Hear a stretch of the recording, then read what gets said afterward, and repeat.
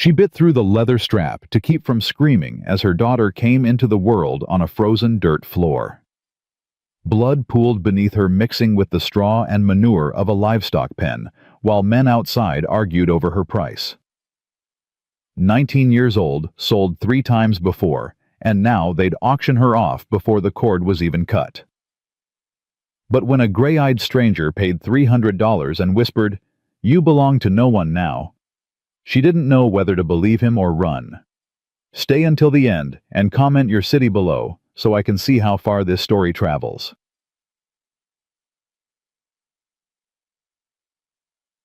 The contractions had started at dawn. By noon, Eleanor Callahan couldn't stand anymore. She'd collapsed against the rough wooden slats of the livestock pen, her wrists still shackled to the iron ring above her head, her body curving around the agony tearing through her middle. "Get up." The overseer's boot connected with her hip. "Buyers are coming." Ellie didn't respond. Couldn't. Another wave of pain crashed through her, and she clenched her teeth so hard she tasted blood. "I said get up, breeder." "She's in labor, you damn fool." A woman's voice, tired and hollow, came from somewhere nearby. "Baby's coming whether you like it or not." The overseer, a thick-necked man named Harlan, spat tobacco juice into the straw. "Then get it out of her. Auction starts in 2 hours." Ellie heard his boots crunch away through the frozen mud. She pressed her forehead against the cold wooden slat and tried to breathe. The chains bit into her wrists every time she moved, the metal burning against her raw skin.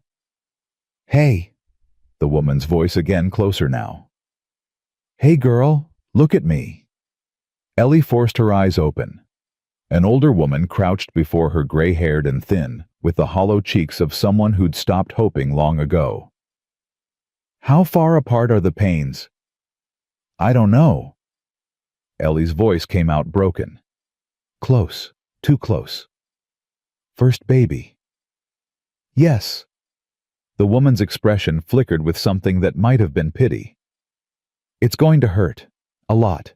But you got to stay quiet, understand? You scream, they'll gag you. And trust me, you don't want that." Ellie nodded, tears streaming down her frozen cheeks. "What's your name, girl?" "Eleanor." "Ellie." "I'm Martha." The older woman pulled a tattered shawl from her own shoulders and tucked it around Ellie's trembling body. "I've delivered babies before. I'll help you. But you got to do exactly what I say." Another contraction hit, and Ellie bit down on her own fist, swallowing the scream that clawed at her throat. The pain was blinding, all-consuming, like being torn apart from the inside. "That's it." Martha's hands were gentle on her belly. "Good girl. Breathe through it." "I can't do this," Ellie gasped. "I can't. Not here. Not like this." "You don't have a choice, child. That baby's coming, whether you're ready or not." The hours that followed blurred into a haze of agony. Ellie lost track of time, lost track of everything except the waves of pain and Martha's steady voice guiding her through. The winter wind howled outside, driving snow through the gaps in the wooden walls. Her fingers went numb. Her lips turned blue, but still the baby came. "Push now," Martha commanded. "Push hard." Ellie bore down with everything she had, left her body arching against the chains, her scream finally escaping, despite her best efforts. And then a cry.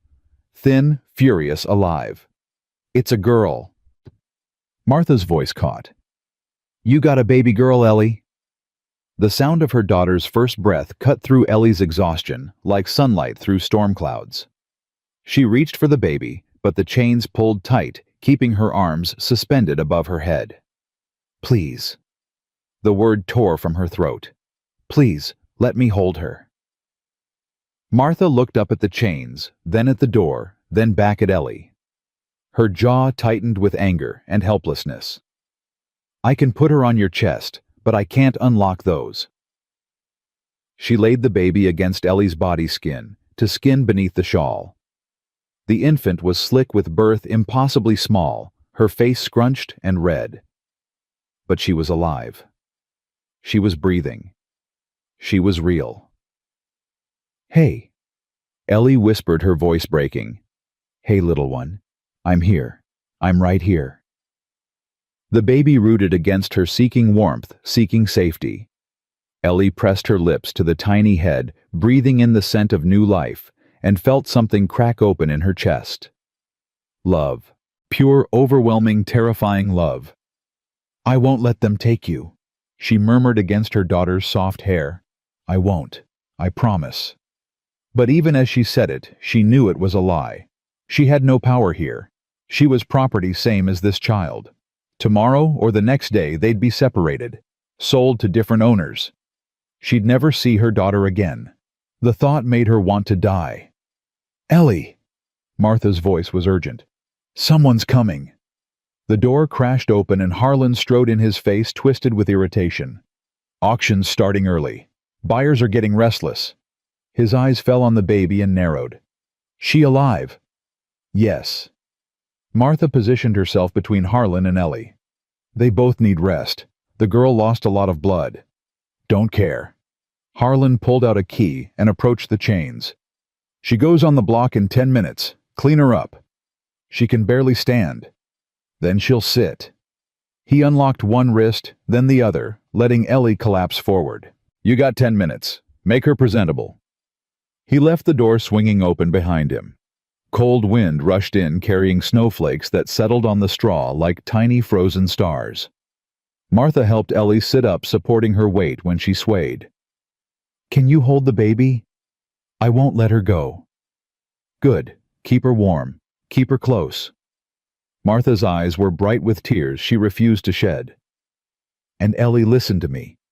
Whoever buys you, whatever happens, you survive. You hear me? You do whatever you have to do to stay alive. What's the point? Ellie's voice was hollow. They're going to take her from me anyway. You don't know that. I've seen it happen. They sell the babies separate. Better price that way. Martha had no answer for that. Because they both knew it was true. The auction yard was chaos. Torches sputtered in the wind, casting dancing shadows across the snow. Men crowded around a raised wooden platform, their breath fogging in the freezing air, their voices loud with liquor and anticipation. The smell of horses and tobacco and unwashed bodies hung thick despite the cold. Ellie stood shivering in a line of women, her daughter pressed against her chest beneath the thin shawl. Her legs could barely hold her. Blood still trickled down her inner thighs, staining the snow pink where she stood. Lot 14. Young female. Irish stock. 21 years old. The auctioneer's voice boomed across the yard. Pretty thing when she's cleaned up. Good teeth. Proven fertile. A woman was dragged onto the platform. Ellie recognized her from the holding pen. She'd been crying all night. Starting bid, $100. The numbers climbed. The woman was sold for $160 to a fat man with a gold watch chain. She screamed when they pulled her away. Lot 15. Another woman. Another sale. Lot 16. The line moved forward. Ellie clutched her baby tighter, her heart hammering against her ribs. The infant had fallen asleep, exhausted from the ordeal of being born into this nightmare. She was so small, so fragile, so completely dependent on a mother who had no power to protect her. Please, Ellie whispered, not sure who she was praying to. Please, if anyone's listening, please help us. No one answered. Lot 17. The auctioneer gestured toward her. Step up, girl. Hands grabbed her arms, shoving her toward the platform. She stumbled on the frozen steps, nearly falling, and only pure desperation kept her from dropping her daughter. Careful with the merchandise. The auctioneer yanked her upright and positioned her at the front of the platform. Gentlemen, feast your eyes. The crowd pressed closer. Dozens of faces stared up at her, ruddy and eager and hungry. She saw them looking at her body, calculating her worth, measuring her like livestock. 19 years old, the auctioneer announced. Healthy female. And look here, she comes with a bonus.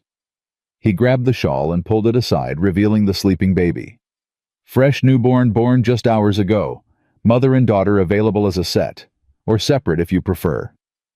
Murmurs rippled through the crowd. Someone laughed. Starting bid for the pair. $200. A voice from the back. 200. 220. 240. Ellie stared straight ahead, her vision blurring. The voices blended into a roar. She felt her daughter stir against her chest and tightened her arms instinctively. 260. 280. I want just the girl. A man pushed forward through the crowd. He was young, maybe 30, with cruel eyes and a smirk that made Ellie's skin crawl. Leave the brat. I got no use for a squalling infant. 300 for the female alone. The auctioneer nodded approvingly. Do I hear 320 for the pair? Come on, gentlemen, 2 for the price of. 300 for both. A new voice cut through the noise, low calm carrying despite its quietness. The crowd parted. A man stepped forward. Tall, broad-shouldered, wearing a dark coat and a wide-brimmed hat, pulled low against the snow. His face was weathered by sun and wind, older than the others, maybe mid-30s, with a jaw that looked like it had been carved from granite. But his eyes were the color of winter sky, pale gray, sharp, unreadable. They swept over the platform, over the auctioneer, over the leering crowd, and finally settled on Ellie. She couldn't look away. 300 for both, he repeated. Cash. Now hold on. The young man with cruel eyes stepped forward. I bid 300 first. For one, I'm buying both. The hell you are. I want the girl. Then you should have bid faster. The gray-eyed stranger didn't raise his voice, but something in his tone made the other man take a step back. 300. Both. Final offer. The auctioneer looked between them, sensing potential profit. 320 for just the female going once. No one spoke. Going twice. Silence. Sold. The gavel cracked like a gunshot. To the gentleman in the black coat. 300 for the pair. The crowd grumbled and began to disperse.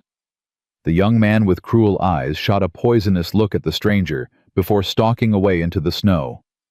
Ellie stood frozen on the platform, her legs shaking, her arms locked around her baby. The stranger approached, his boots crunching through the frozen mud.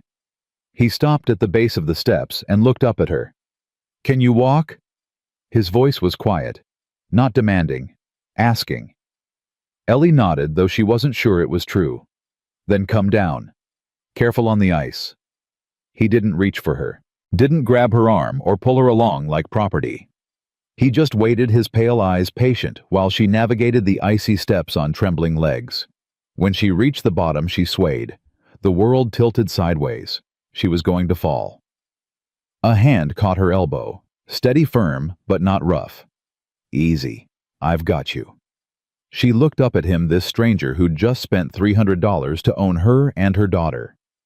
$300 was a fortune, more than most people saw in a year. What did he want? What would he demand in return? Why? The words scraped out of her raw throat. The stranger released her elbow and stepped back, giving her space. Let's get you somewhere warm first. Questions can wait. He turned and walked toward the edge of the yard, where a wagon waited in the shadows. He didn't look back to see if she was following, didn't threaten or command. He just walked, and Ellie, with no other choice and nowhere else to go, followed. The wagon ride lasted forever. Or maybe it only felt that way because Ellie couldn't stop shivering. The stranger had given her a thick wool blanket from the back of the wagon, wrapping it around her and the baby without comment. But the cold had sunk into her bones, and no amount of wool could warm the ice in her blood. She sat on the hard wooden bench, clutching her daughter, watching the stranger's broad back as he drove the horses through the snow. He hadn't spoken since leaving the auction yard, hadn't explained where they were going or what he planned to do with her. The silence should have been terrifying. Instead, it was almost peaceful. No one yelling at her, no one calling her names, no one grabbing at her body or making threats. Just the creak of the wagon wheels, the rhythm of the horses' hooves, and the endless white landscape stretching out in every direction. Her daughter stirred, making soft, hungry sounds. "She needs to feed," Ellie said. Her voice sounded strange after so long silent. The stranger glanced back over his shoulder. "We're almost there. 5 more minutes." True to his word, the wagon turned off the main road onto a narrow path that wound through tall pine trees. Through the branches, Ellie glimpsed a cabin. Small but sturdy-looking, with smoke rising from a stone chimney. The stranger pulled the wagon to a stop in front of a modest barn. "Wait here." He climbed down and disappeared inside. A few minutes later, he returned. "Barn's warm. Horses are settled. Let's get you inside." He came around to her side of the wagon and held out his hand. Ellie stared at it.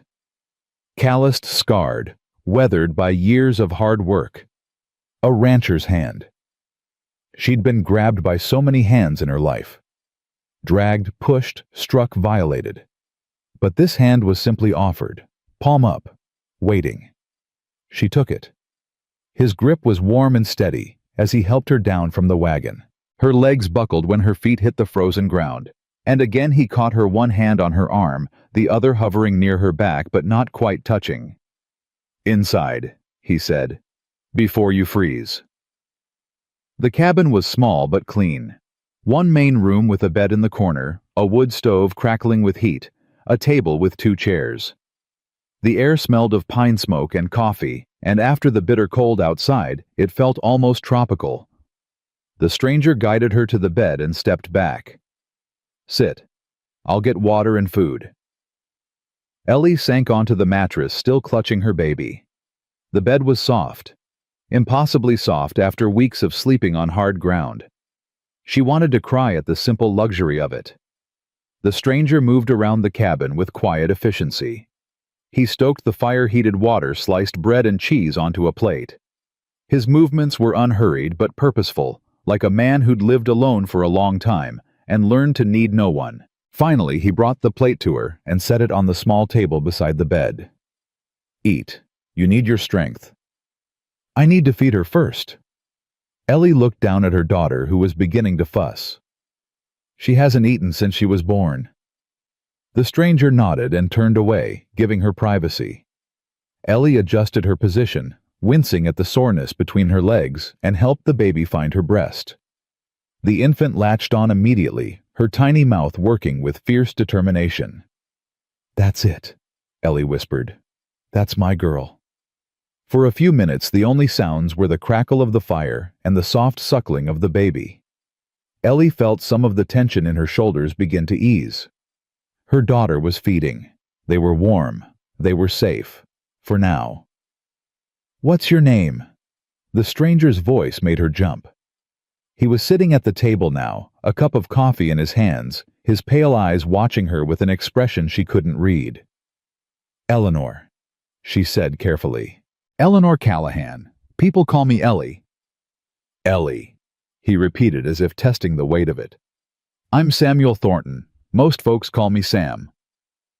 "Where are we? What is this place?"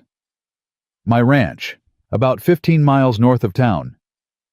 He took a slow sip of coffee. 200 acres, mostly cattle. I built this cabin myself when I first settled here." "Why did you buy me?" The question hung in the air between them. Sam set down his cup and leaned forward, his elbows on his knees. "Because nobody should be sold." His voice was flat matter-of-fact. Especially not a woman who just gave birth. "That's not an answer." "It's the only one I've got." Ellie stared at him, searching for the lie, the angle, the hidden cruelty. Men didn't spend $300 out of kindness. Men didn't bring women home and ask for nothing. There was always a price. Always. "What do you want from me?" Sam held her gaze steadily. "Nothing." "I don't believe you." "I know." He stood and crossed to the stove, pouring more coffee. "I don't expect you to. Not yet. Maybe not ever." He turned back to face her. "But here's what's going to happen. You're going to rest. You're going to heal. You're going to take care of that baby. And when you're strong enough, we'll figure out what comes next." What does what comes next mean?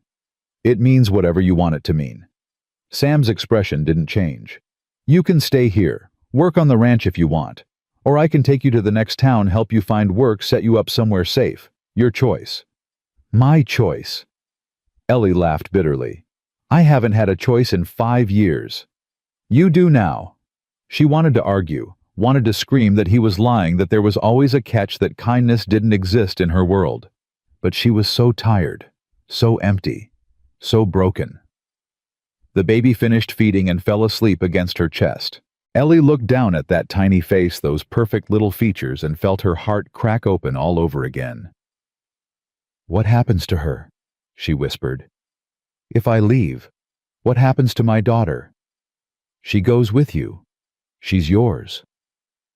"But you paid for her. You paid for both of us."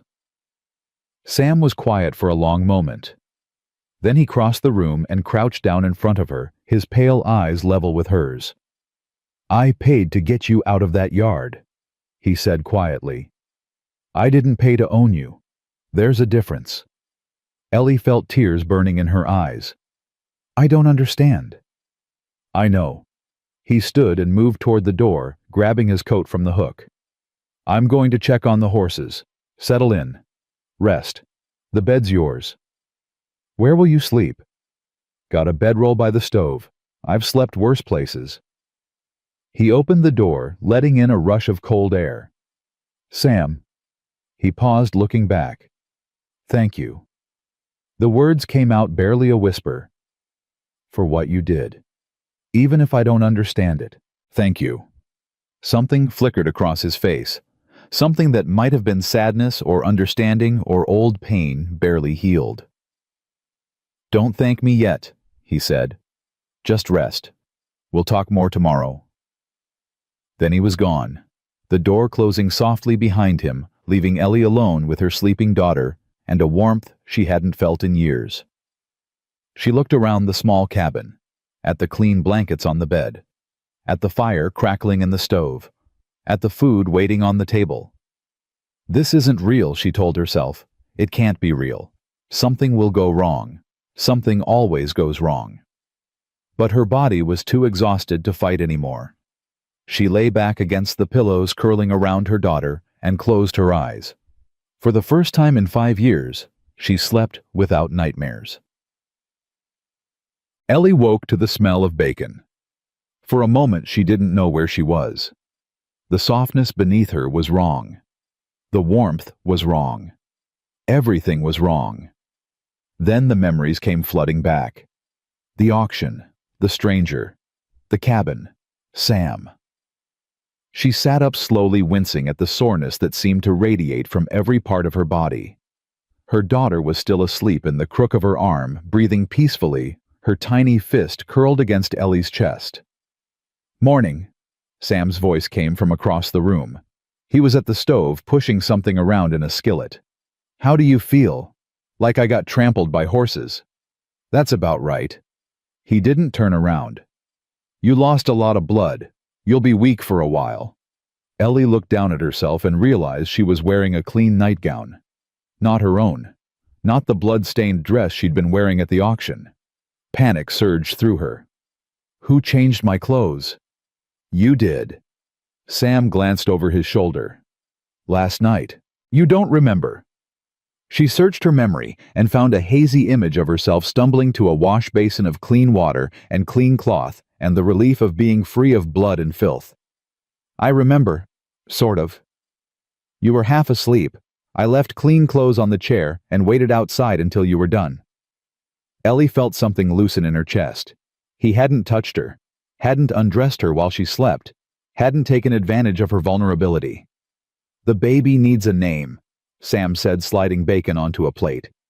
"Can't keep calling her the baby forever." "I haven't thought about it." "Take your time, but she should have something to be called." He brought the plate to her along with a cup of coffee that smelled like heaven. Ellie's stomach growled loudly, and she felt her face flush. "Eat," Sam said. "You need it." She ate. The bacon was crispy, the bread fresh, the coffee strong and hot. It was the best meal she'd had in years, maybe ever. She ate until the plate was empty, and then sat there still hungry, afraid to ask for more. Sam seemed to read her mind. He returned with a second helping without a word. "Thank you," she said quietly. "Stop thanking me." "Why?" "Because I'm not doing anything special." He sat down at the table across from her, his own plate untouched. "I'm just treating you like a person. That's not something to be grateful for. That's just baseline decent." Ellie stared at him. This strange, quiet man, with the wolf-gray eyes, and the rough hands, and the cabin in the middle of nowhere. "Why do you live out here alone?" Sam's jaw tightened almost imperceptibly. "I like the quiet." That's not an answer either. "You're full of questions today." "I'm trying to figure out if you're going to kill me in my sleep." He looked at her, then really looked, and she saw something shift in his expression. Not anger. Something deeper. Sadder. "I had a wife," he said finally.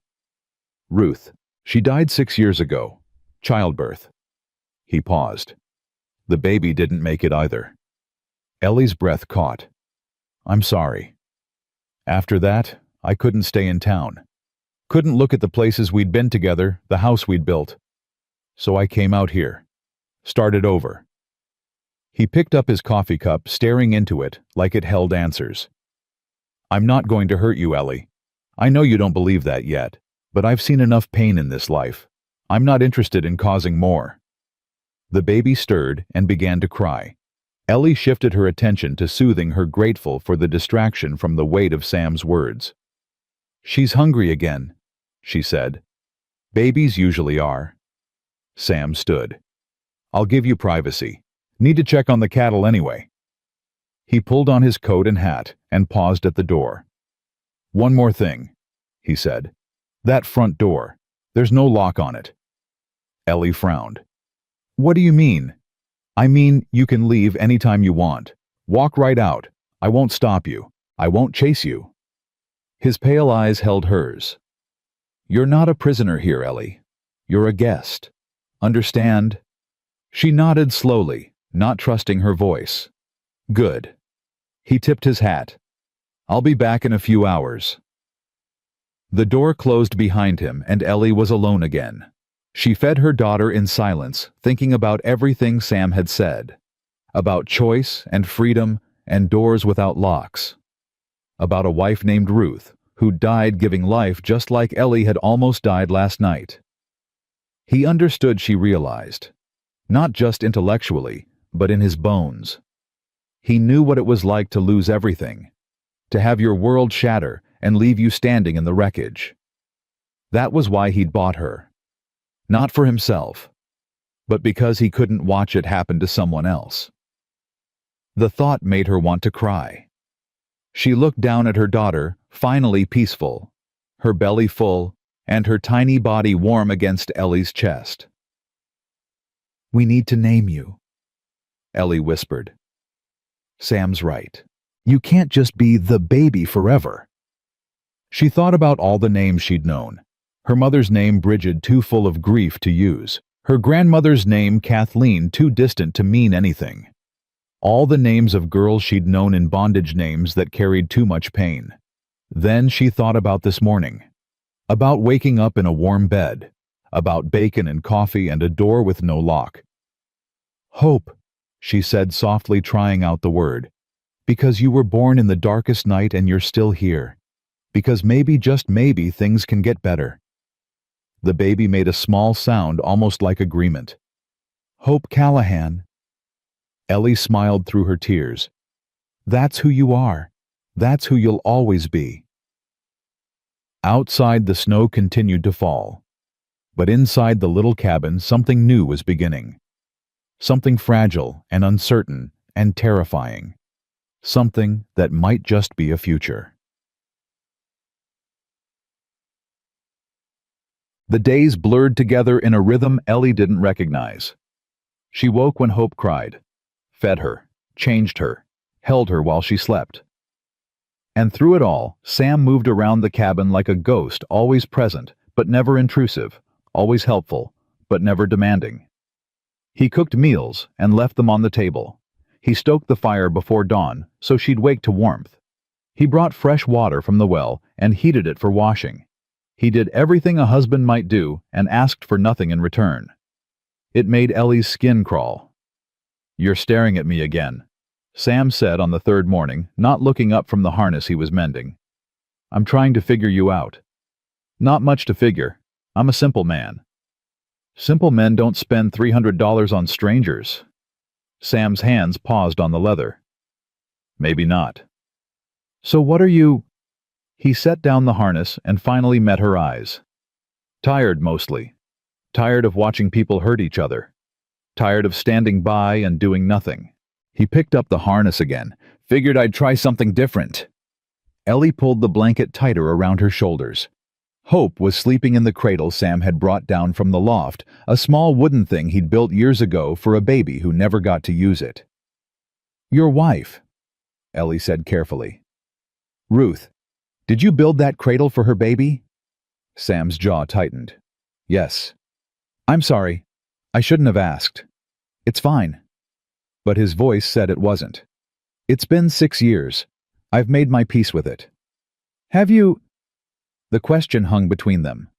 Sam looked at her with those pale gray eyes, and for a moment she saw something behind the calm facade, something raw and unhealed. "Most days," he said quietly. "Some days are harder than others." Ellie understood that. Some days she could almost forget what had been done to her. Other days the memories came flooding back so hard she couldn't breathe. "Why do you keep looking at me like that?" Sam asked. "Like what?" "Like you're waiting for me to hurt you." The directness of the question startled her. She looked away, focusing on the fire crackling in the stove. "Because everyone does," she said finally. "Eventually. Everyone hurts me eventually." Sam was quiet for a long moment. Then he said, "I reckon that's been your experience. Can't blame you for expecting it to continue." But I'm not everyone." He stood and hung the mended harness on a hook by the door. "And I'm going to prove that to you, Ellie. Not with words. Words are cheap. But with time. With actions." He pulled on his coat. "I'm going to check on the cattle. You need anything before I go?" She shook her head, still processing his words. "All right then. I'll be back in a few hours." He paused at the door. "There's soup on the stove if you get hungry. And Ellie." "Yes." "That door still doesn't have a lock, just in case you forgot." Then he was gone, leaving her alone with the fire and the sleeping baby, and a warmth in her chest she didn't know what to do with. The first week passed. Ellie's body healed faster than she expected. The bleeding stopped. Her strength returned. She could walk across the cabin without getting dizzy, could hold Hope for hours without her arms shaking. But her mind was slower to mend. Every time Sam moved too quickly, she flinched. Every time he raised his voice, even just to call in the horses, her heart raced. Every time he came through the door, she braced for the blow that never came. He noticed. Of course he noticed. "I'm not going to hit you," he said one evening after she'd jerked away from his hand, reaching past her for the salt. "I know." "Your body doesn't seem to." Ellie set down her fork, appetite gone. "I can't help it. It's instinct." "I know." Sam's voice was gentle. "I'm not blaming you. Just saying I notice. And I understand." "How could you possibly understand?" "Because I've seen it before." He took a slow sip of coffee. "After my sister was sold, my mother was the same way. Jumped at shadows. Couldn't sleep. Spent years waiting for something terrible to happen." Ellie went very still. "Your sister was sold." Sam set down his cup. His face had gone hard the way it did whenever he talked about the past. "Margaret. We called her Maggie. She was 12 years old." His voice was flat, controlled. "Our father died in a farming accident. Left debts we didn't know about. Creditors came calling. Mother tried to pay, but there wasn't enough, so they took Maggie instead." "Oh, God." I was 14, too young to stop them, too small to fight. Sam's hands had curled into fists on the table. I watched them drag her out of the house. She was screaming my name, begging me to help her, and I couldn't do a damn thing. Ellie felt tears burning in her eyes. Sam. I never saw her again. Don't know if she's alive or dead. Don't know what happened to her. He looked up, and his pale eyes were bright with old pain. That's why I was at that auction, Ellie. Not to buy. I never buy. But sometimes I go just to watch. Just to see if maybe one day I'll find her. And instead you found me. Yeah. His voice softened. I saw you up on that platform holding that baby bleeding and terrified, and all I could think was, that could be Maggie. That could be my sister and nobody's helping her. He shook his head. I couldn't save Maggie, but I could save you. Ellie didn't know what to say. What could she say? This man had carried his sister's ghost for 20 years, and he'd used that grief to pull Ellie out of hell. I'm sorry, she whispered. About Maggie. About all of it. Me too. Sam stood and began clearing the dishes. But sorry doesn't change anything. Only actions change things. Is that why you're helping me, to make up for what you couldn't do for her? Sam paused a plate in each hand. Partly. But mostly because it's the right thing to do. Because you're a person who deserves a chance to live. And because... He trailed off. Because what? Because this cabin's been too quiet for too long. He carried the dishes to the wash basin. And maybe I'm tired of being alone. That night, Ellie lay awake for hours listening to Sam's steady breathing from his bedroll by the stove. Hope slept peacefully in her cradle, making soft baby sounds that filled the silence. He wasn't what she'd expected. Nothing about this was what she'd expected.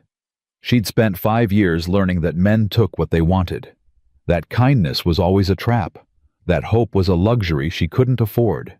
And now, here was this quiet rancher, with his wolf-gray eyes and his dead wife and his lost sister, offering her everything she'd dreamed of and asking nothing in return. It terrified her.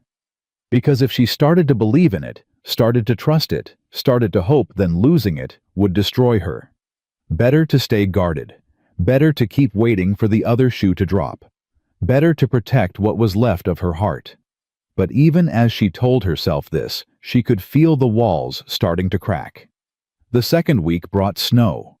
Not the light flurries that had fallen since Ellie arrived, but a real storm that howled around the cabin for 3 days straight.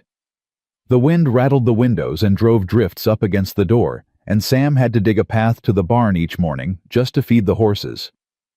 Ellie watched him from the window, this solitary man fighting against nature, with nothing but a shovel and stubborn determination.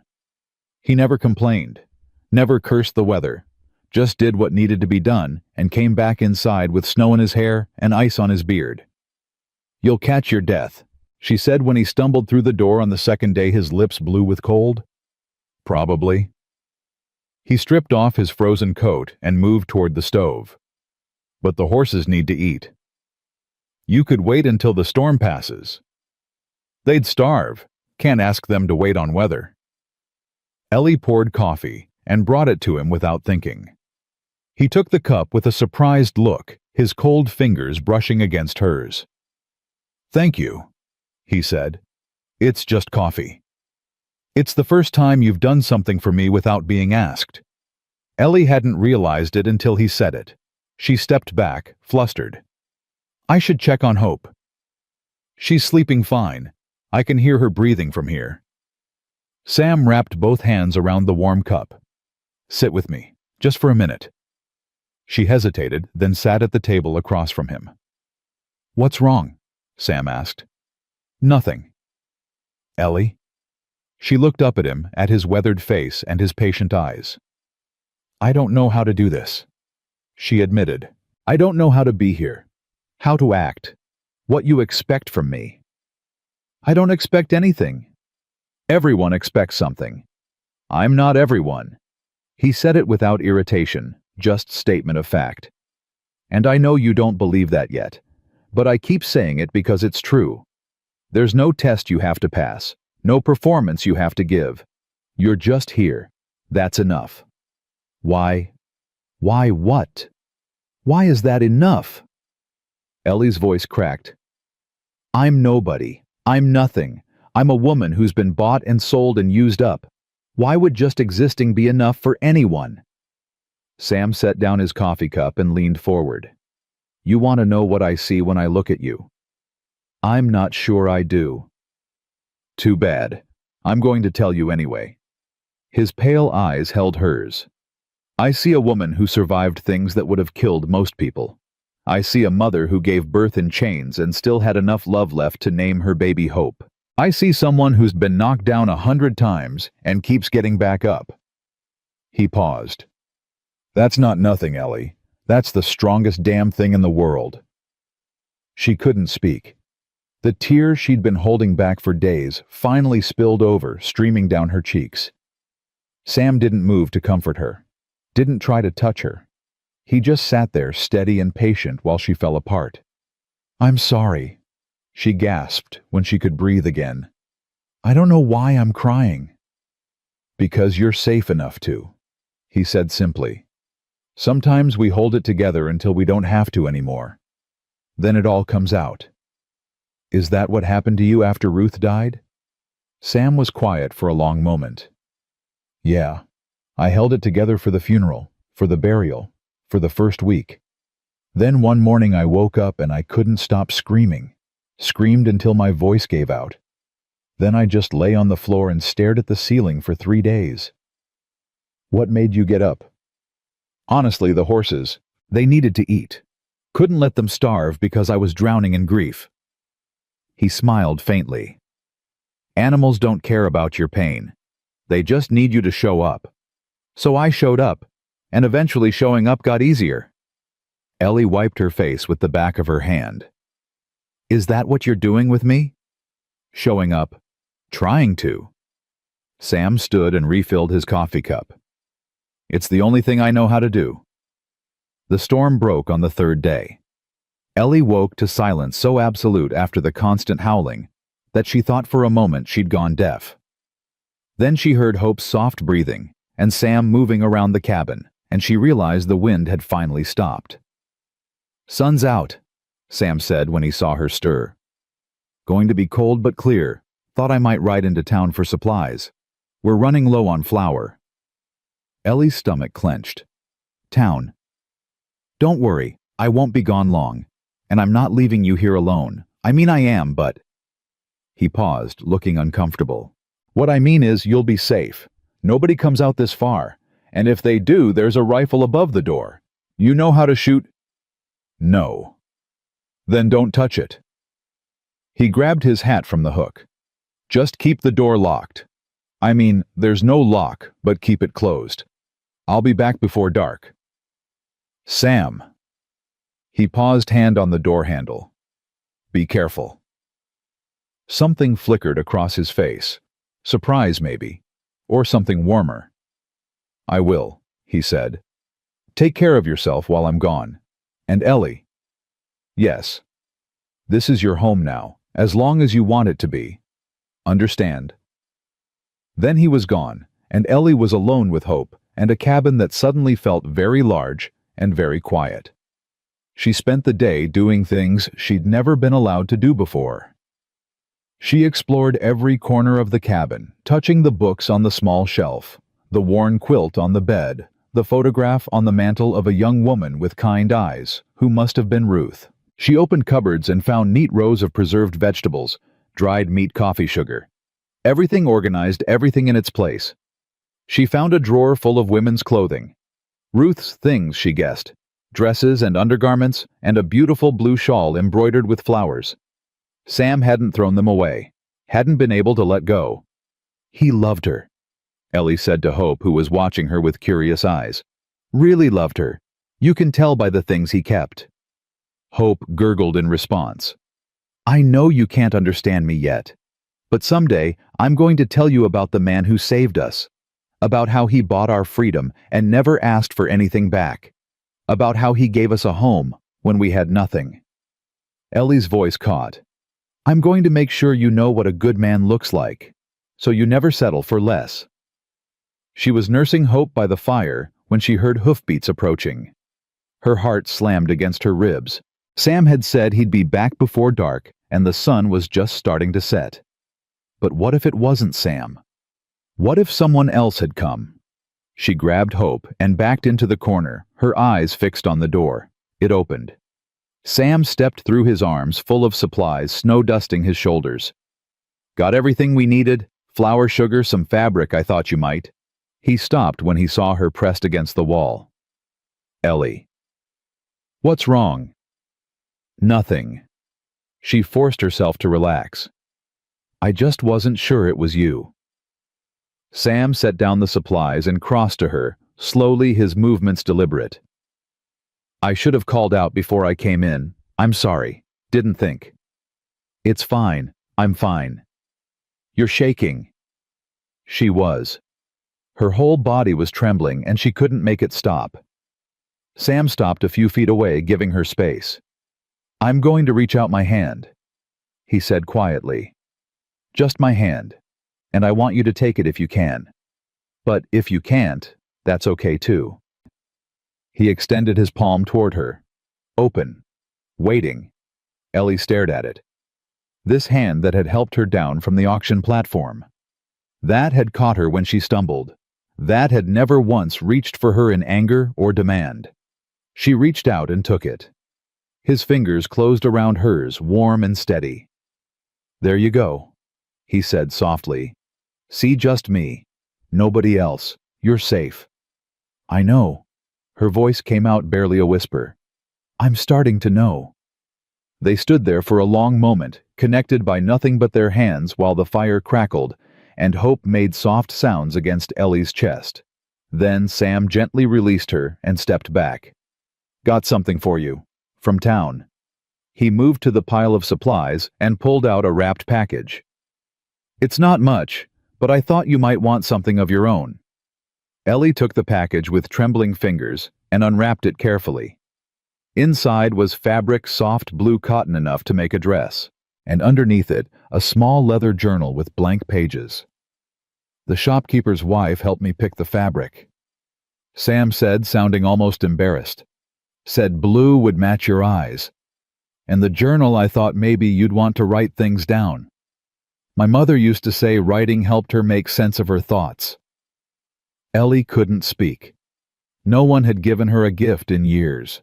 Not since before her mother died. Not since before everything fell apart. If you don't like them, I can. They're perfect. She looked up at him through tears. Sam, they're perfect. Thank you. You're welcome. He turned away, busying himself with putting away the supplies. There's more news from town, but it can wait until tomorrow. You should rest. What kind of news? Sam's shoulders tensed. Nothing urgent. Just talk about some men asking questions, looking for a woman who was sold at the auction a few weeks back. He glanced over his shoulder. Seems someone thinks they have a prior claim. Ellie's blood turned to ice. A claim. What kind of claim? Don't know yet, but I'm going to find out. Sam's voice was hard. Nobody's taking you from here, Ellie. I promise you that.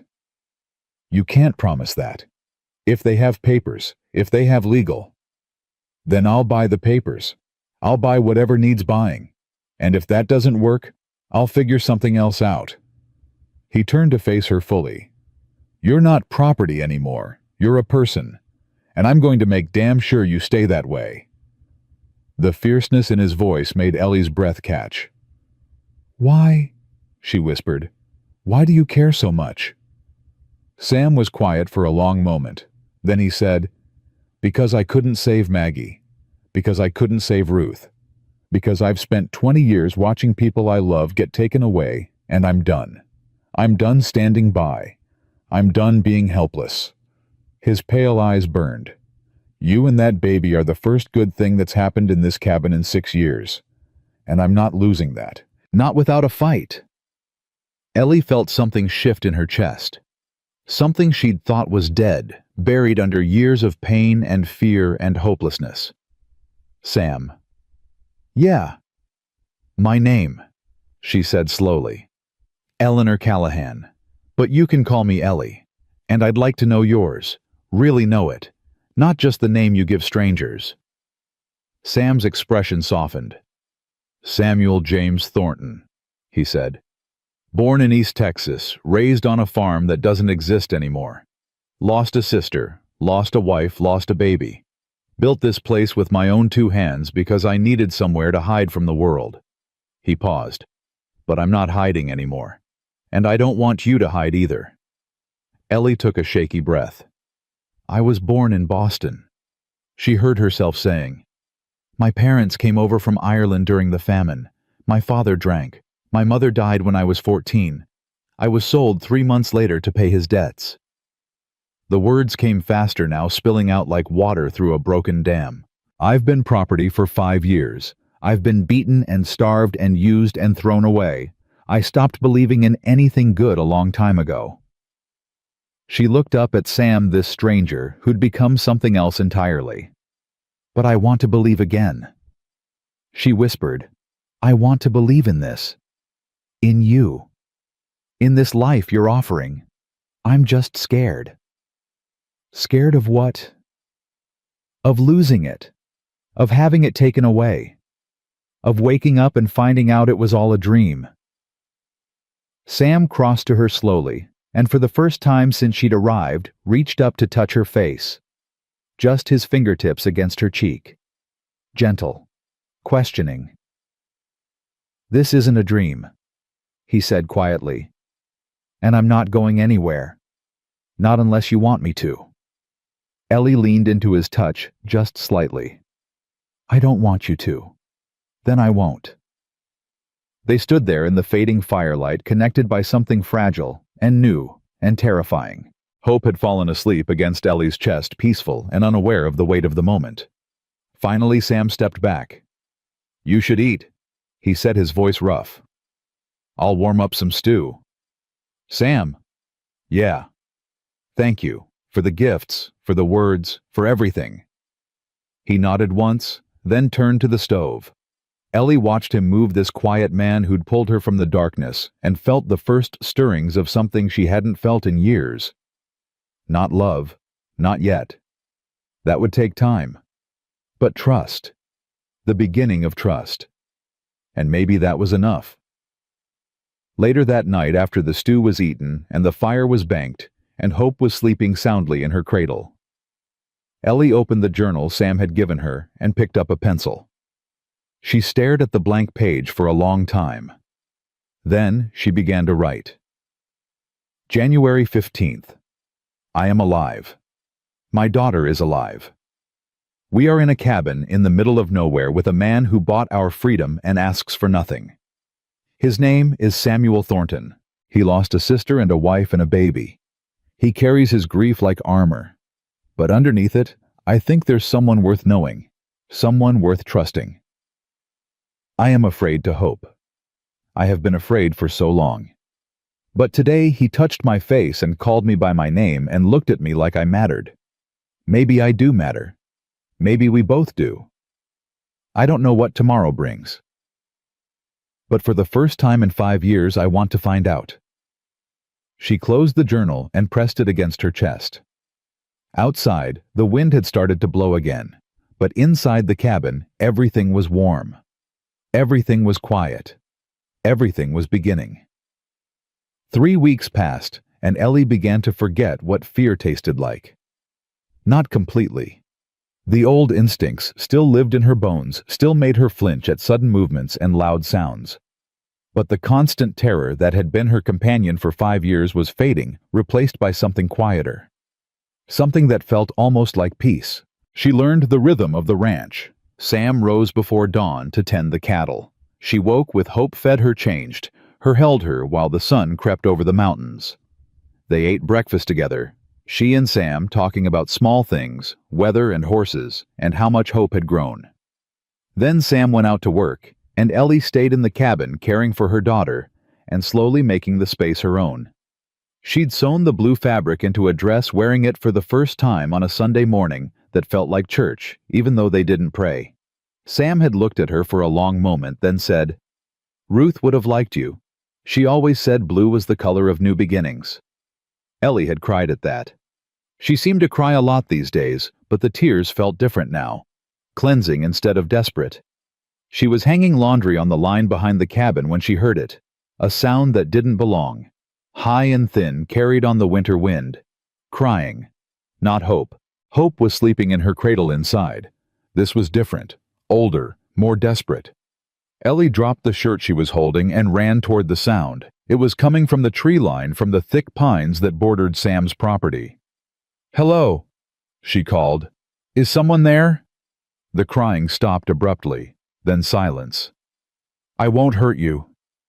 Ellie moved closer, her heart pounding. "I heard you crying. Do you need help?" A figure emerged from behind a tree, small, dirty, barely 3 feet tall. A child. A little girl with matted brown hair and huge, terrified eyes. She was wearing nothing but a thin, torn dress, her feet bare and blue with cold. She couldn't have been more than 4 years old. "Oh my God!" Ellie rushed forward and dropped to her knees in the snow. "Sweetheart, where did you come from? Where are your parents?" The girl didn't answer. She just stood there, shaking her lips, cracked and bleeding, her eyes fixed on Ellie with a mix of fear and desperate hope. "You're freezing." Ellie stripped off her own shawl and wrapped it around the child's tiny shoulders. "Can you tell me your name? Can you talk?" The girl's mouth opened, but no sound came out. "It's okay. You don't have to talk, but I need to get you inside. You're going to freeze out here." Ellie reached out slowly, giving the child time to pull away. "Is it okay if I pick you up?" The girl didn't move, didn't react at all, just stood there shaking. Ellie made the decision and scooped her up. The child weighed almost nothing, her bones sharp through her skin, her body rigid with cold and fear. She didn't struggle, didn't cry out, just went limp in Ellie's arms like a doll. "You're safe now," Ellie murmured as she carried her toward the cabin.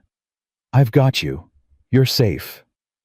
Inside, she wrapped the girl in every blanket she could find and sat her in front of the stove. The child's eyes followed her every movement, wide and wary, but she didn't speak, didn't make a sound. "I'm going to get you some food," Ellie said, "and something warm to drink. You just stay right there, okay?" She heated milk and cut bread into small pieces, moving quickly, her mind racing.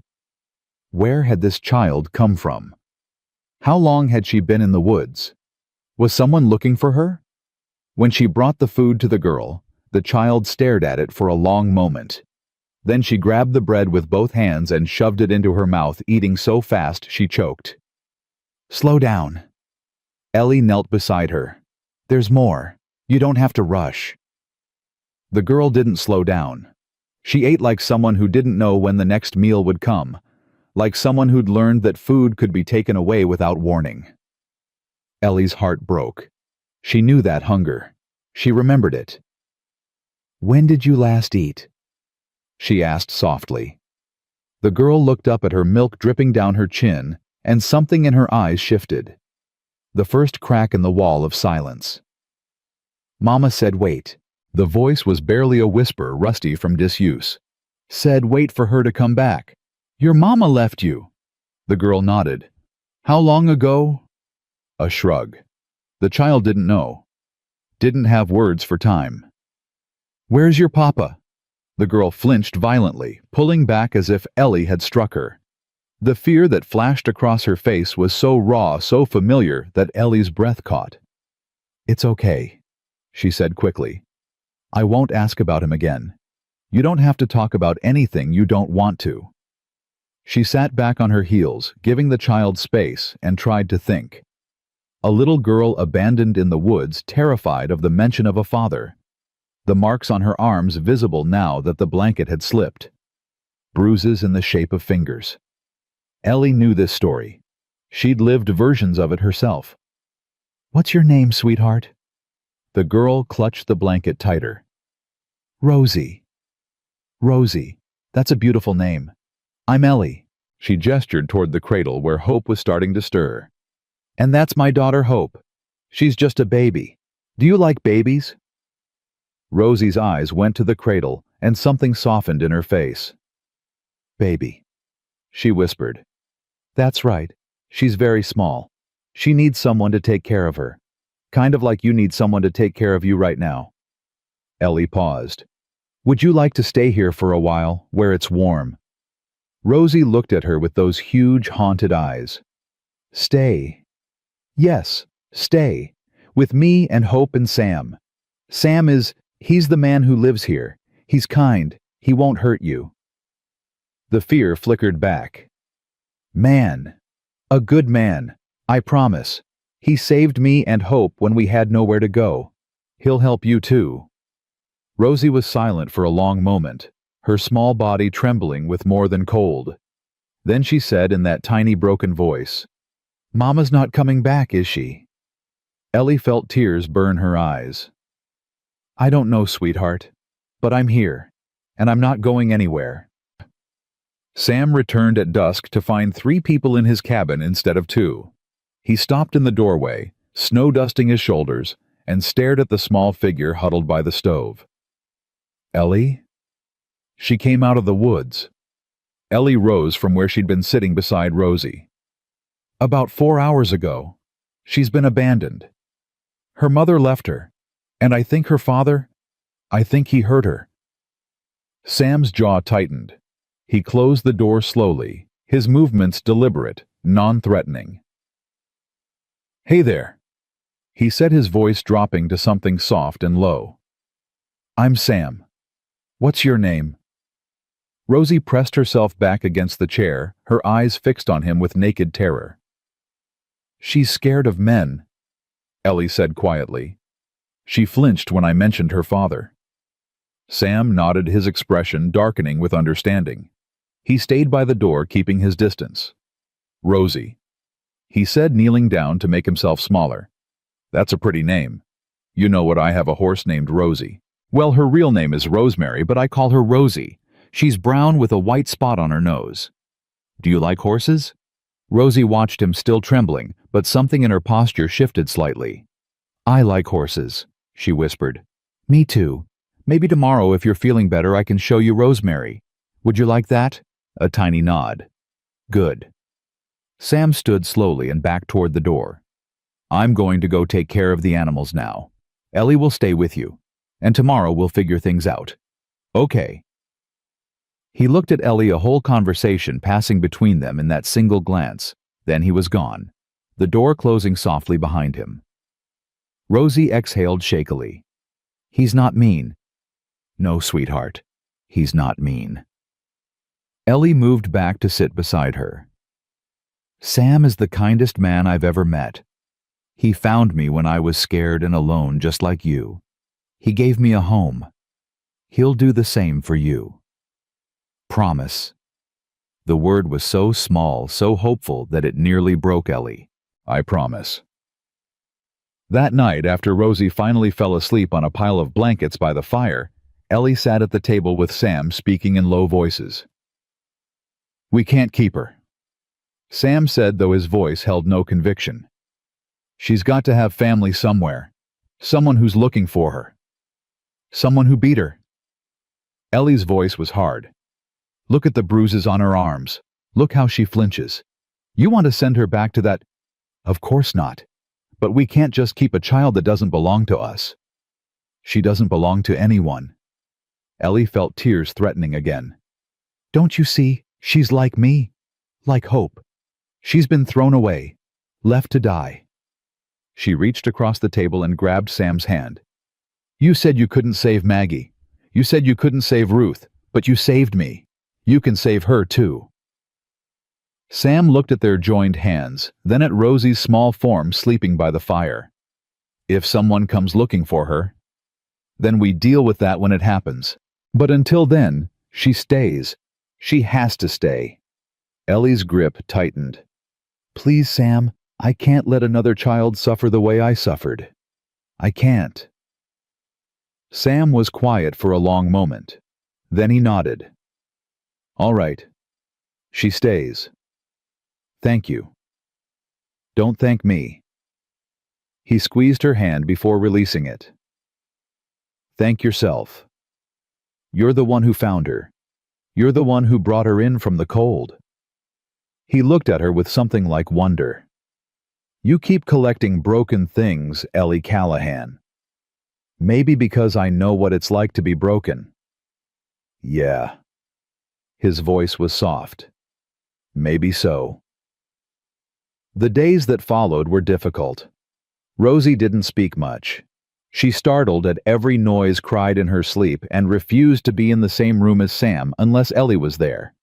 She wouldn't eat unless Ellie gave her the food directly, wouldn't let anyone touch her without warning, wouldn't make eye contact for more than a few seconds. But she followed Ellie everywhere. When Ellie cooked, Rosie stood at her elbow watching silently. When Ellie fed Hope, Rosie sat beside her, fascinated by the baby.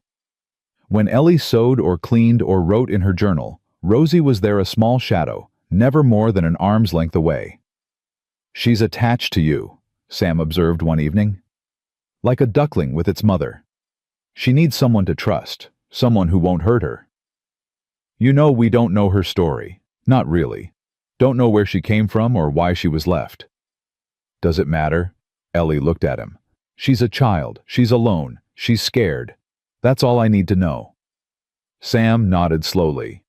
"You're good at this. The mothering thing." "I'm making it up as I go." "That's what all parents do." He smiled faintly. "You should have seen me with the calves when I first started ranching. Didn't know what I was doing either. Just kept showing up, kept trying. Eventually it worked out." "Is that your advice? Just keep showing up?" "It's the only advice I've got." Ellie thought about that a lot over the following days. Showing up.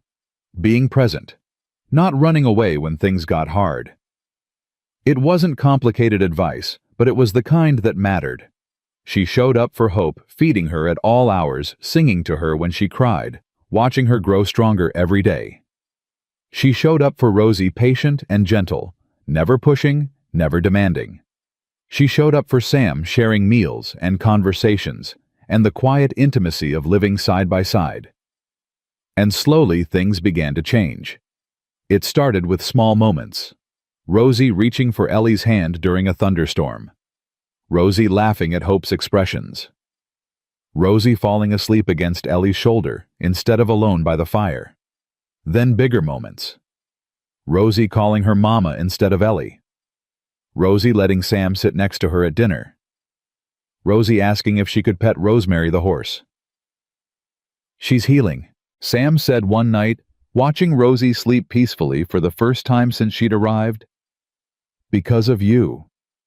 "Because of us," Ellie corrected. "You've been patient with her, gentle. She sees that. She still flinches when I get too close. Give her time. Trust isn't built in a day."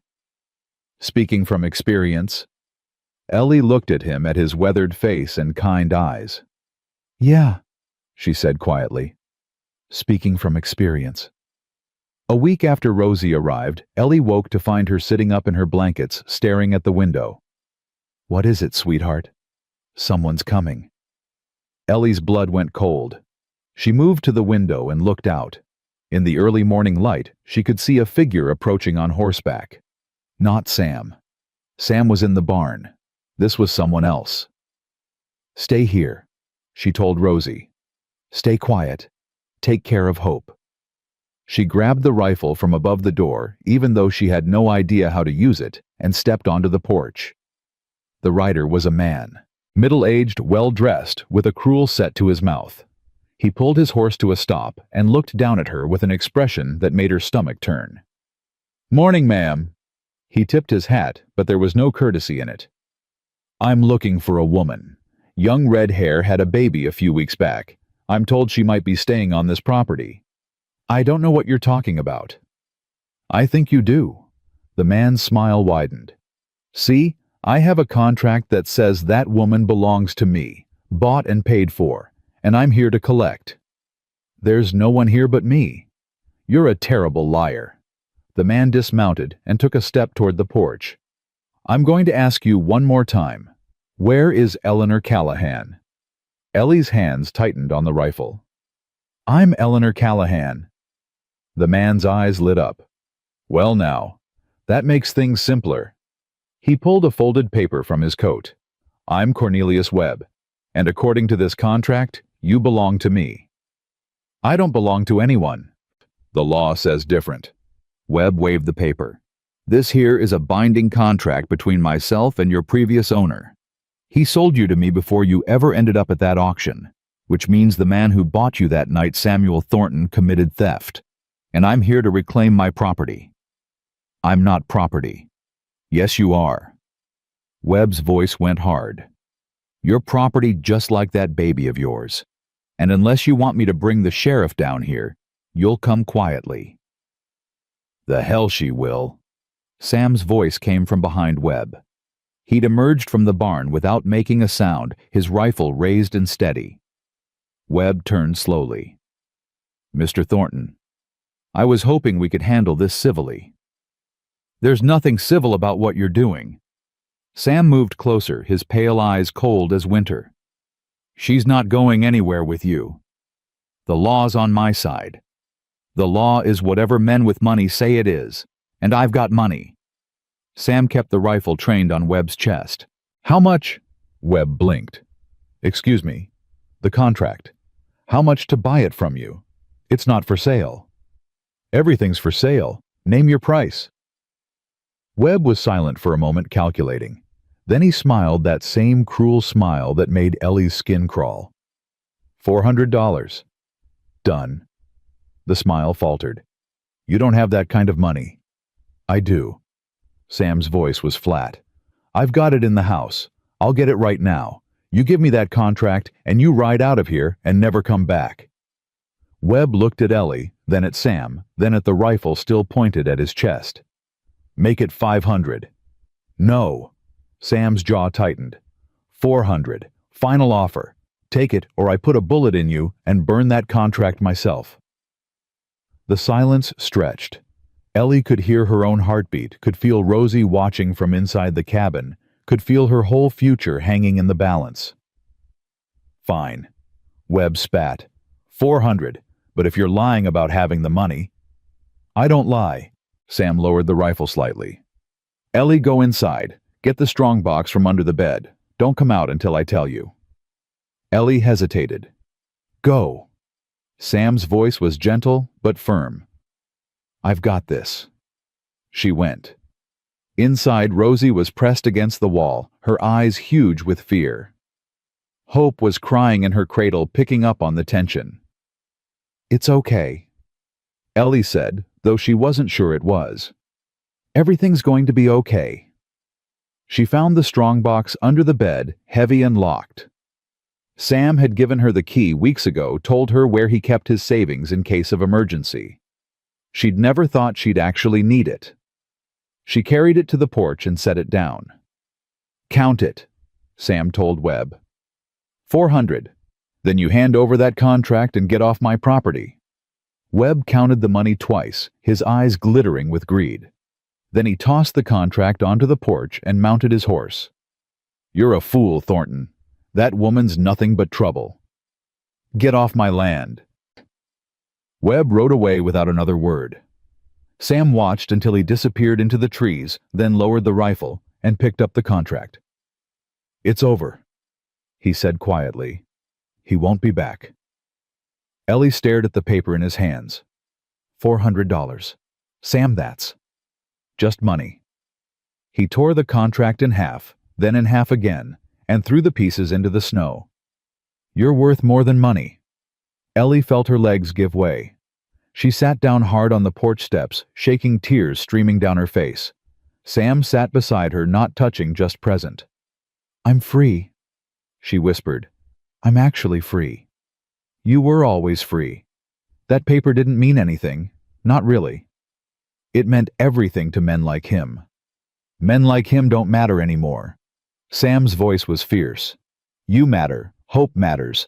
That little girl inside matters. Everything else is just noise. Ellie looked at him through her tears. Why do you keep saving me? Because you're worth saving. He reached out and took her hand, gentle but certain. And because I made a promise, to myself, that I'd never stand by again, never watch someone I care about get taken away. He paused. I care about you, Ellie, more than I thought I could care about anyone again. Sam, you don't have to say anything. I'm not asking for anything. I just wanted you to know. But Ellie did want to say something. She wanted to tell him that she cared too. That somewhere in the past weeks, fear had transformed into trust, and trust had become something deeper. She squeezed his hand. I know, she said softly. I know you care. And I think I'm starting to care too. Sam's eyes searched her face. Yeah. He smiled, then a real smile that transformed his weathered face into something almost beautiful. Well, he said. That's something then. It's something. Ellie agreed. Behind them, the cabin door creaked open. Rosie's small face appeared pale and frightened. Is the bad man gone? Sam released Ellie's hand and stood turning to face the child. He's gone, he said. He won't come back. Promise. Sam knelt down to Rosie's level, slow and careful. I promise. Nobody's going to hurt you. Not you, not Ellie, not Hope. I'll protect all of you. That's what I do. Rosie studied him for a long moment. Then she did something she'd never done before. She reached out and touched his face. You're not mean, she said, wonder in her voice. You're like Mama, you're safe. Sam's eyes went bright with emotion. That's right, he said roughly. I'm safe, and so are you. Rosie nodded, then looked at Ellie. Can we go inside now? I'm cold. Of course, sweetheart. Ellie stood and held out her hand. Let's go inside. Rosie took her hand. Then, hesitantly, she reached out her other hand toward Sam. He took it. The three of them walked into the cabin together, and Ellie felt something settle in her chest. Something that felt like family. That night, after Rosie was asleep and Hope was fed and the fire was burning low, Ellie sat at the table with her journal. February 2nd, she wrote. Today I almost lost everything. A man came with a piece of paper that said I belonged to him. But Sam bought that paper and tore it up. He spent $400 to make sure I stay free. I don't know what I did to deserve someone like him, but I'm not going to question it anymore. I'm just going to be grateful. I have a daughter who's growing stronger every day. I have a little girl who needs me. And I have a man who sees me as a person, not property. Maybe that's what freedom really is. Not the absence of chains, but the presence of people who refuse to let you be bound. She closed the journal and looked across the room at Sam, who was mending a harness by lamplight. Sam. He looked up. Thank you. I told you to stop thanking me. I know, but I mean it. For everything. For today. For all of it. He set down the harness and crossed to her, stopping just close enough to touch but not touching. You're welcome, he said. Now get some sleep. Tomorrow's going to be a long day. Why? He smiled. Because I'm going to teach Rosie to ride a horse. And something tells me she's going to be asking questions from sunup to sundown. Ellie laughed a real laugh, full and warm. You're right. She probably will. Get some rest, Sam said softly. I'll keep watch. You don't have to keep watch. Webb's not coming back. I know. His eyes held hers. But I like watching over you. Makes me feel like I'm doing something useful. Ellie reached out and touched his arm. You are. More than you know. She went to bed, then curling up beside Hope and Rosie, listening to Sam's quiet movements as he banked the fire and settled into his bedroll. And for the first time since she'd been sold at 14 years old, Ellie fell asleep feeling not just safe, but cherished. February turned bitter cold, the kind of cold that crept into bones and refused to leave. But inside the cabin, warmth grew in ways that had nothing to do with the fire. Rosie began to bloom. She started talking more, her small voice filling the silence with questions and observations, and the kind of innocent chatter that only children could produce. She followed Sam to the barn, now no longer afraid of him watching with wide eyes as he tended the horses and cattle. She'd taken to Rosemary the mare with fierce devotion, spending hours brushing her coat and feeding her bits of apple. "Papa Sam." She called him one morning, the words slipping out as naturally as breathing. Sam froze a bucket of feed in his hands.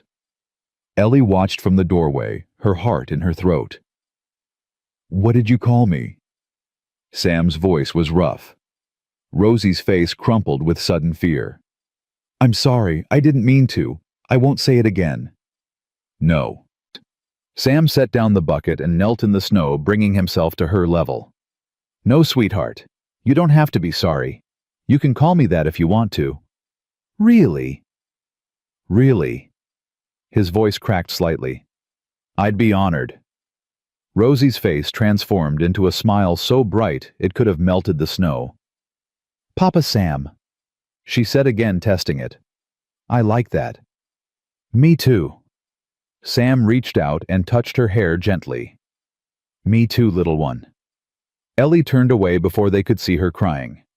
That night, after the children were asleep, she and Sam sat at the table in the low lamplight, sharing coffee and quiet conversation, as had become their habit. "She called you Papa," Ellie said. "I noticed." "How do you feel about that?" Sam was quiet for a long moment, staring into his coffee cup. "Like I don't deserve it," he said finally. "Like I'm standing in for someone I'll never measure up to." "You're not standing in for anyone. You're just you. A broken man in a cabin in the middle of nowhere. A good man who saved 3 lives and asks nothing in return." Ellie reached across the table and covered his hand with hers. "Sam, she chose you. That little girl who's terrified of men, who flinches at shadows, she chose to call you Papa. That means something." Sam turned his hand over, lacing his fingers through hers. "What about you? What about me? What do you call me in your head, I mean? When you think about me?" Ellie felt heat rise to her cheeks. It was a direct question, the kind Sam rarely asked. "I call you Sam," she said carefully. "That's not what I meant." "I know what you meant." She looked down at their joined hands.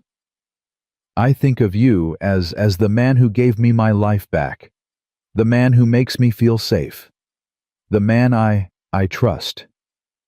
"Just trust." The question hung between them, heavy with unspoken things. "Not just trust," Ellie admitted quietly. "More than that, but I don't know what to call it. I've never felt it before." Sam squeezed her hand. "I have," he said. "Once. A long time ago. With Ruth." He paused. "I didn't think I'd ever feel it again. Thought that part of me died with her. And now? Now I'm not so sure." His pale eyes held hers. "You make me feel things I thought I'd forgotten, Ellie. Hope. Wanting something for myself. Looking forward to tomorrow instead of just getting through it." "Sam." "I'm not asking for anything. I know you've been through hell. I know trust takes time. I just wanted you to know where I stand." He released her hand and stood. "I should check on the horses." "Sam, wait." He paused at the door.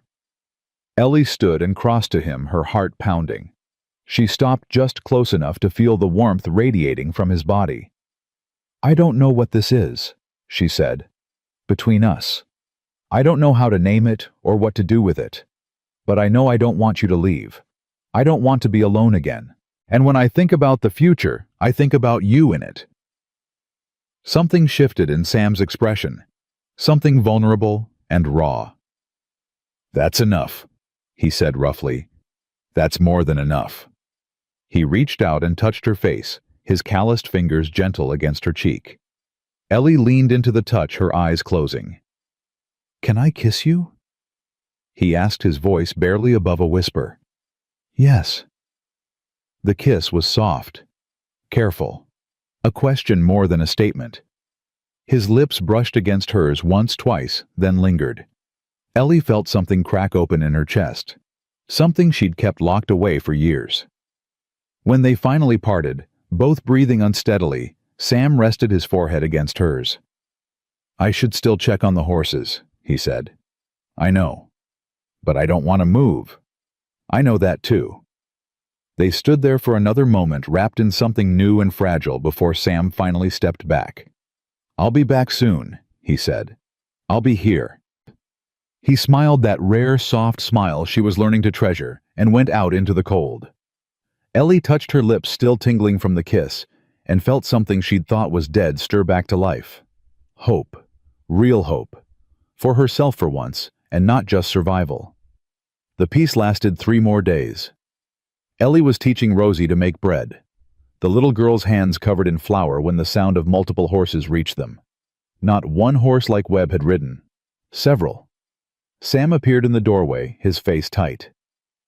"Get the girls into the back. Stay there until I come for you." "Who is it?" "I don't know yet. Just go." Ellie grabbed Hope from her cradle and took Rosie's hand. "Come on, sweetheart. We need to go to the other room." "Why?" Rosie's eyes were huge. "Is the bad man back?" "I don't know. But we need to be quiet and stay hidden, okay? Like a game." Rosie nodded, her small body trembling, but trusting. They huddled in the small back room Sam had added to the cabin, the one he'd been building for the children. Ellie pressed her ear to the door, straining to hear. Voices outside. Sam's low and steady, and others louder, more aggressive. "I told you I've never heard of any woman by that name. And I'm telling you, Mr. Thornton, we have reliable information that she's here." A new voice, cultured and cold. "My client has a significant investment in this property, and he's not leaving without satisfaction. Your client can go to hell. There's nobody here but me. Then you won't mind if we search the premises." "I mind very much. This is my land. You're trespassing. I have a warrant." The rustle of paper. "Signed by Judge Fletcher himself, authorizing me to search for and reclaim property belonging to Mr. Cornelius Webb." Ellie's blood turned to ice. Webb. He hadn't given up. He'd just found another way. "Webb sold his claim." Sam's voice was hard. "I paid him $400 for that contract. Watched him tear it up myself." Mr. Webb disputes that account. He claims the contract was never valid because it was signed under duress. Your duress, to be specific. A pause. "He also claims you stole his property at gunpoint. That's a hanging offense in this territory, Mr. Thornton." "That's a lie." "The judge seems to believe otherwise. Now you can step aside and let us search, or we can arrest you for obstruction and search anyway. Your choice." Silence stretched thick with tension. Ellie clutched Hope tighter, her mind racing. If they found her, they'd take her. Take Hope. Probably take Rosie too. Everything Sam had sacrificed would be for nothing. She couldn't let that happen. "Stay here," she whispered to Rosie. "Don't make a sound. I'm going to help Papa Sam." "Mama, no." "I have to, sweetheart. But I'll be right back. I promise." She pressed a kiss to Rosie's forehead, handed Hope into her small arms, and slipped out of the room before the child could protest. The men outside turned as she emerged from the cabin. 4 of them, plus a man in a suit who was clearly the leader. Webb wasn't among them, but his presence hung over everything. "I'm Eleanor Callahan." Her voice came out stronger than she expected. "I'm the woman you're looking for." "Ellie, no." Sam started toward her, but 2 of the men stepped into his path. "It's okay." She met his eyes, trying to convey everything she felt. "I won't let them hurt you. Not because of me." The woman admits it. The suited man smiled, satisfied. "Excellent. My name is Harrison Price, legal representative for Mr. Webb. You'll come with us now." "On what grounds?" "On the grounds that you are property belonging to my client, And you have been illegally detained on this property for the past 6 weeks. I'm not property. I'm a person. That contract Sam bought that made me free. That contract was obtained through coercion and is therefore null and void. The original agreement stands. There was no coercion. Webb took the money willingly. That's not what Mr. Webb says. Price's smile widened. And that's not what Judge Fletcher believes. Now we can do this the easy way or the hard way. The easy way, you come quietly. The hard way. He gestured to his men. Well, let's just say it would be unpleasant for everyone. You're not taking her anywhere. Sam had broken free of the men blocking him and was moving toward Ellie, his whole body radiating protective fury. I don't care what your judge says. I don't care what Webb claims. She's not going with you. Then you leave me no choice. Price nodded to his men. Arrest Mr. Thornton for theft and obstruction, and collect the woman. Everything happened at once.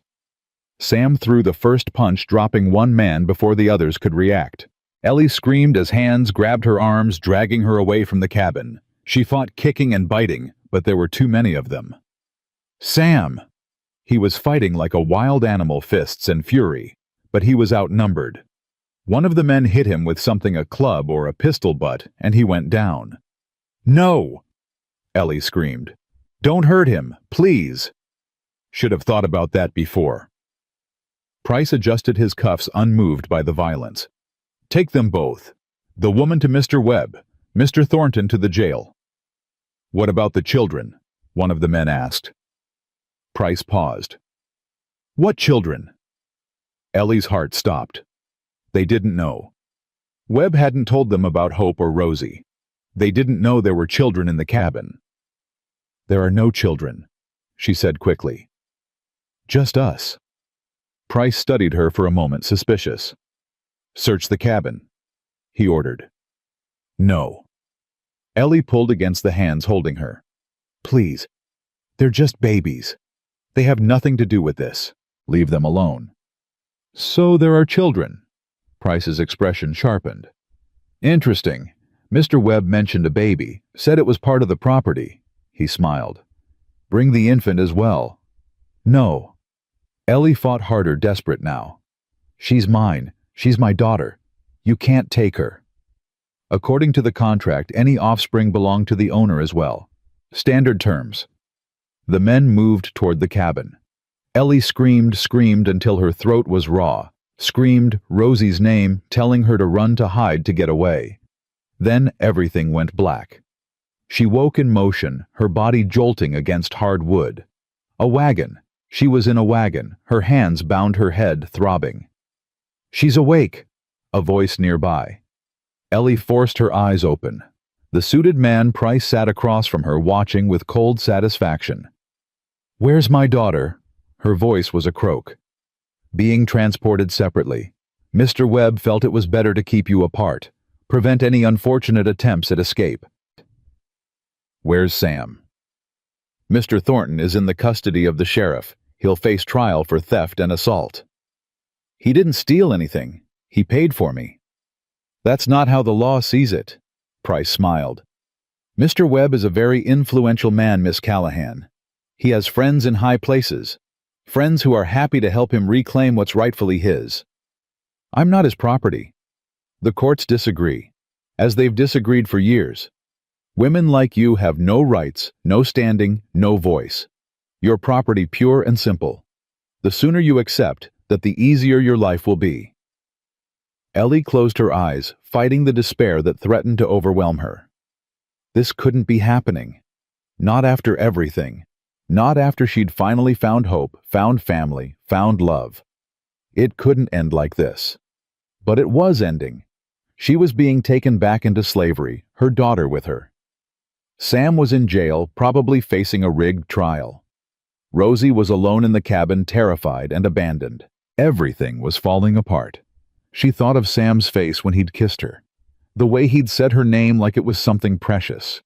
The way he'd fought for her even though he knew he couldn't win. She thought of Rosie's small hand in hers. The way she'd said "Mama" for the first time. The way she'd finally started to trust. She thought of Hope, Her baby. Her reason for living now in the hands of strangers who saw her as nothing but property. And she made a decision. She was not going back. Not without a fight. Not without trying everything. Not without exhausting every option. She'd escaped before. She could escape again. And this time, she had something worth fighting for. "Mr. Price," she said, keeping her voice steady, "I want to make a deal." Price raised an eyebrow. "You're hardly in a position to bargain." "Hear me out. You said Webb is influential. That means he's rich. And rich men like things that make them richer." She met his eyes. "I know where there's money, a lot of money, hidden on Sam's property. He never told anyone about it, but I found it." The lie came easily. Desperation made her creative. "How much money?" "Thousands. Gold coins, buried under the barn." Ellie watched his expression shift, greed flickering beneath the professional mask. "I can show you where, but only if you let my daughter go." "Why would you do that?" "Because she's innocent. She's just a baby. Whatever happens to me, she deserves a chance." Ellie forced tears into her eyes. It wasn't hard. "Please, let me give her that chance. Then I'll show you the gold, and you can take me wherever you want." Price studied her for a long moment. "You're lying." "I'm not. Ask yourself, why would a man with nothing spend $400 on a stranger because he could afford to lose it? Because he had more, much more." The greed was winning. She could see it in his eyes. "Even if there is gold, Mr. Webb still wants you delivered." "He'll get me after you get the gold, and you can keep it all. Webb never has to know." Price was silent, calculating. "You'll show me exactly where?" "Yes." "And if you're lying?" "Then you kill me and deliver my body to Webb. He gets his satisfaction either way." The wagon continued to roll. Every second took her further from Sam, from Rosie, from any chance of rescue. But if she could just get Price to turn around to go back to the ranch, maybe she could find a way. Maybe she could buy time. "Very well," Price finally said. "We'll go back, but if this is a trick, you'll regret it." "It's not a trick. I just want my daughter to be safe." Price called out to the driver, and the wagon lurched to a stop. Commands were shouted. After a few minutes, they were moving again back the way they'd come. Ellie closed her eyes and prayed she hadn't just made a terrible mistake. They arrived at the ranch as the sun was setting. The cabin looked empty, deserted. No smoke from the chimney, no light in the windows. Ellie's heart clenched. "Where's the gold?" Price demanded, dragging her down from the wagon. "In the barn, under the third stall." He pushed her toward the barn, two of his men following. The others stayed outside watching the property. Inside the barn, the horses shifted nervously. Ellie scanned the shadows, looking for anything she could use. "Show me," Price said. She led him to the third stall, her mind racing. There was nothing there. No gold, no secret, nothing but dirt and straw. But she'd seen Sam hide something under the floorboards once. A box. She hadn't known what was in it, but it had been heavy. "Here." She pointed to the corner. "You have to lift the boards." Price gestured to his men. They started prying up the wooden planks. And then everything happened at once. A shot rang out from somewhere above. One of the men fell. Price spun, drawing his weapon, but before he could fire, a figure dropped from the hayloft and tackled him to the ground. "Sam." Ellie screamed his name as he and Price struggled for the gun. More shots from outside. Shouts. The sound of horses. "Run!" Sam yelled at her. "Get out of here!"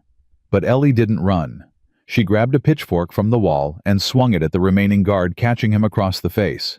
He went down with a howl. The gun went off. Ellie's heart stopped. Then Sam was standing over Price's prone form, the weapon in his hand, his face bloody but fierce. "You okay?" he gasped. "I thought they arrested you." "They tried." He grabbed her hand. "We need to go. Now." They burst out of the barn into chaos. More men were arriving on horseback, but they weren't Price's men. These were townspeople led by a tall black man Ellie recognized as the doctor who'd treated her the week before. "Thornton!" The doctor shouted. "We got word. Came as fast as we could." "Whitfield." Sam's voice was raw with relief. "Thank God." "Where are the children?" Ellie's heart lurched. "Rosie. Where's Rosie?" "I'm here, Mama." The small voice came from the corner of the cabin. Rosie emerged from the shadows, Hope clutched in her arms, both children dirty and tear-streaked, but alive. Ellie dropped to her knees and gathered them both in her arms, sobbing. "I hid," Rosie whispered, "like you told me. I hid until the bad men left. Then I waited. You brave girl. My brave, brave girl." Sam knelt beside them, his hand on Ellie's back. "Is it over?" Rosie asked. Ellie looked at Sam, at the chaos around them, at the men being rounded up by Dr. Whitfield and the townspeople. "Not yet," Sam said honestly. "But we're together. That's what matters." Dr. Whitfield approached, his expression grim, but hopeful. "We've got Price and most of his men. Sheriff's been arrested too. Turns out he was on Webb's payroll." He looked at Sam. "The judge is going to have some questions to answer as well. This whole operation was corrupt from the start. And Webb. He's running. Got word we were coming and took off, but we'll find him." Sam nodded, his jaw tight.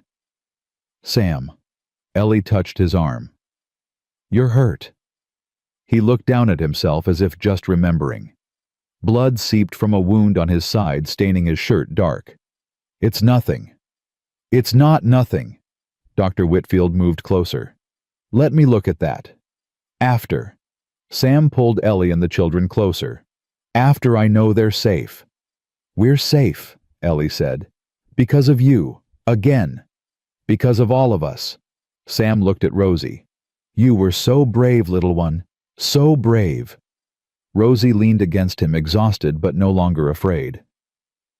"Papa Sam saved us," she said simply. "Papa Sam had help." He met Ellie's eyes.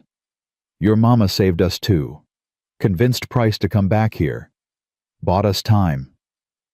"The gold," Price croaked from where he lay on the ground, hands bound. "She said there was gold." "There's no gold," Ellie said. "I lied." "You what?"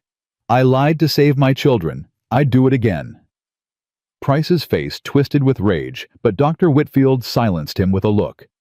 "Get him out of here," the doctor ordered. "And get Thornton inside. That wound needs attention." The next hours blurred together in a haze of activity. Dr. Whitfield treated Sam's wound, a graze that looked worse than it was. The townspeople cleaned up the aftermath, taking statements, securing prisoners. Clara Jenkins from the general store arrived with food and blankets, clucking over the children like a mother hen. By midnight, the ranch was quiet again.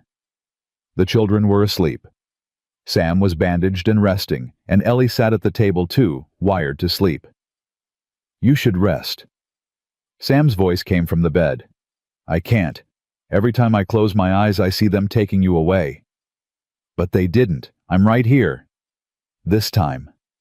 Ellie felt tears threatening again.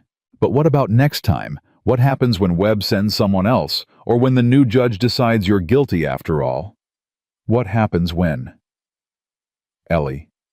She looked at him, at his pale face and bandaged side, at the man who'd nearly died for her. "Come here," he said.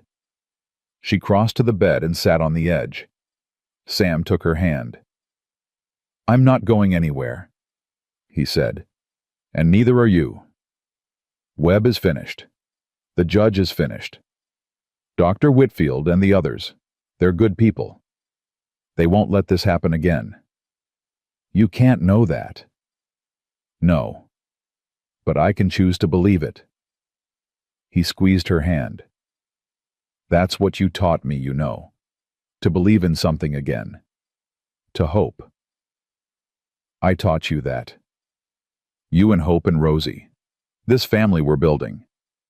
His eyes held hers. "I love you, Ellie. I know it's too soon to say it. I know you've been through too much. But I need you to know. Whatever happens, I love you." Ellie's breath caught. "Sam." You don't have to say it back. I just needed you to hear it." She looked at this man, this quiet, stubborn, impossibly kind man who'd given her everything and asked for nothing. "I love you too," she whispered. His eyes widened. "You don't have to." "I'm not saying it because I have to. I'm saying it because it's true." She leaned down and pressed her lips to his gentle, mindful of his injury. "I love you, Samuel Thornton, and I'm staying, for good, if you'll have me." "If I'll have you." His voice was rough with emotion. "Ellie, I'd give everything I own for you. I'd burn the world down for you." "I don't need you to burn the world. I just need you to stay." "Then I'll stay." He pulled her closer, ignoring the twinge in his side. "Forever. I promise." They held each other as the fire burned low and the night deepened. And for the first time since the nightmare had begun, Ellie felt truly, completely safe. Not because the danger was gone, not because everything was perfect, but because she wasn't alone anymore. She had Sam. She had hope. She had Rosie. She had a family. And she would fight to keep them. No matter what came next, no matter what it cost. Because that was what love meant.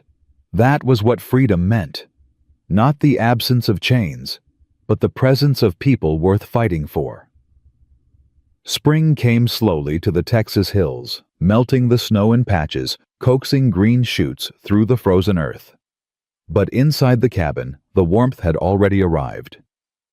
Sam's wound healed faster than Dr. Whitfield expected, though he still moved carefully, and Ellie still watched him with worried eyes every time he lifted something heavy. The children settled into a routine that felt more like normalcy every day. Hope was crawling now, pulling herself across the floor with determined focus, her giggles filling the cabin with music. Rosie had stopped flinching at loud noises, stopped looking over her shoulder, stopped waiting for the next terrible thing, and Ellie had stopped running. Not physically, she'd never actually tried to leave, but mentally, emotionally, she'd spent her first weeks at the ranch with one foot out the door, ready to flee at the first sign of danger.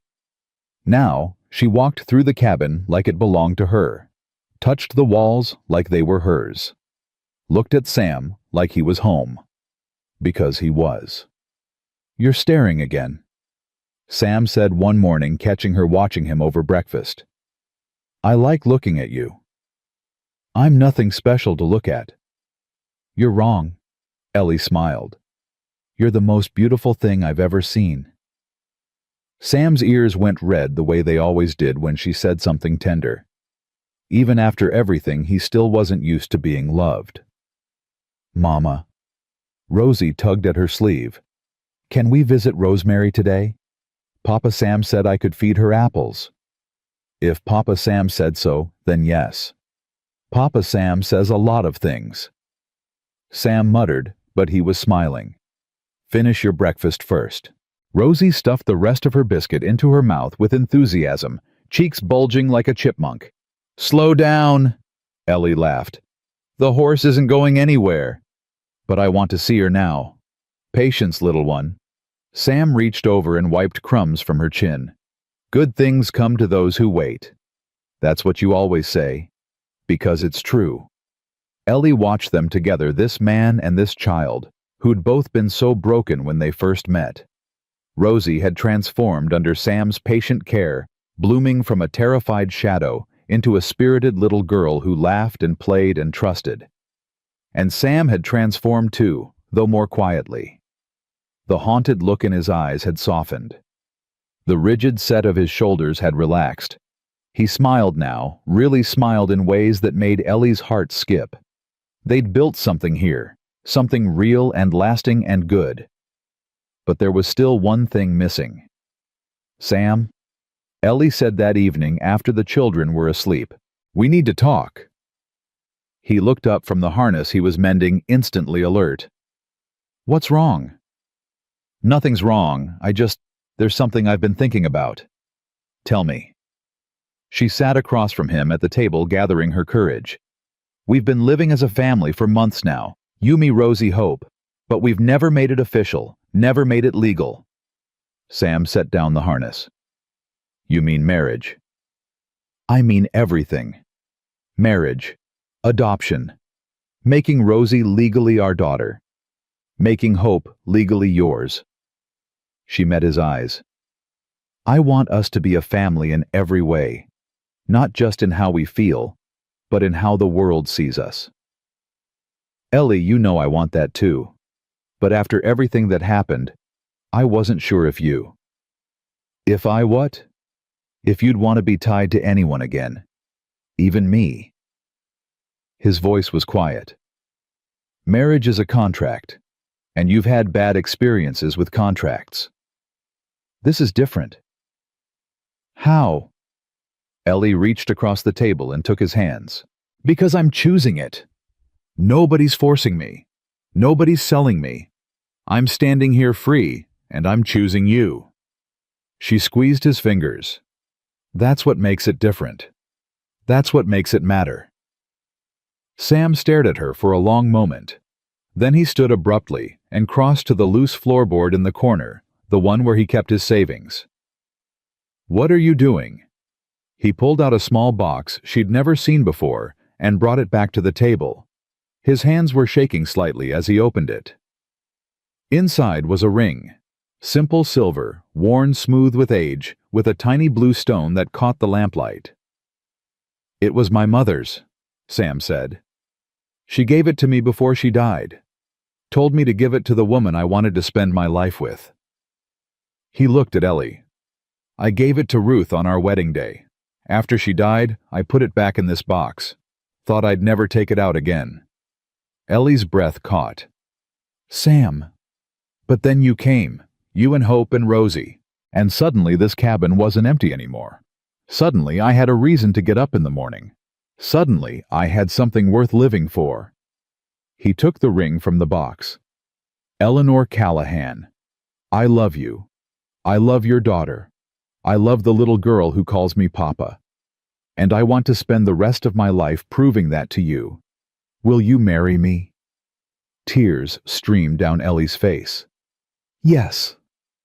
The word came out choked. Yes, Sam. 1,000 times yes. He slid the ring onto her finger.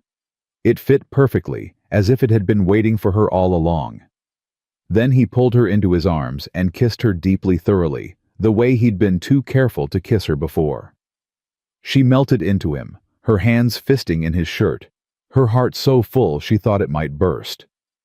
When they finally pulled apart, both breathless Sam rested his forehead against hers.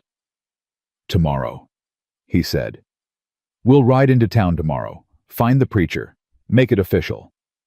What about Rosie Hope? We'll bring them. They're part of this. He smiled. Besides, Rosie's been asking when we're going to have a real wedding. I think she wants to throw flowers. Ellie laughed through her tears. Of course she does. So tomorrow. Tomorrow, she agreed. Tomorrow we become a family. The ride into town felt different this time. Ellie had made this journey before terrified and silent, waiting for someone to recognize her, to drag her back to captivity. But today she sat beside Sam, with her head held high. Hope in her lap. Rosie wedged between them, chattering about flowers and dresses and cake. Will there be cake, Mama? At weddings there's supposed to be cake. I don't know, sweetheart. We'll see. Mrs. Jenkins makes good cake. I had some when we went to the store last time. Then maybe Mrs. Jenkins will make us one. Can I ask her? Can I ask her right now when we get there? We'll see. Sam caught Ellie's eye and smiled. This was their life now. Endless questions from a curious 4-year-old, sticky fingers and muddy boots and laughter that filled every corner of the cabin. It was chaotic and exhausting and absolutely perfect. The town was busier than Ellie remembered. People moved along the wooden sidewalks going about their daily business. A few looked up as their wagon passed recognition flickering in their eyes. That's Thornton, someone murmured. And the woman he bought at auction. Ellie stiffened, but Sam's hand found hers. Let them talk, he said quietly. Their words can't hurt us. He was right. She knew he was right. but the old fear was hard to shake. They stopped first at the general store, where Clara Jenkins greeted them with genuine warmth. "Well, look at you three. 4, I should say." She smiled at Hope, who was grabbing at everything within reach. "What brings you to town?"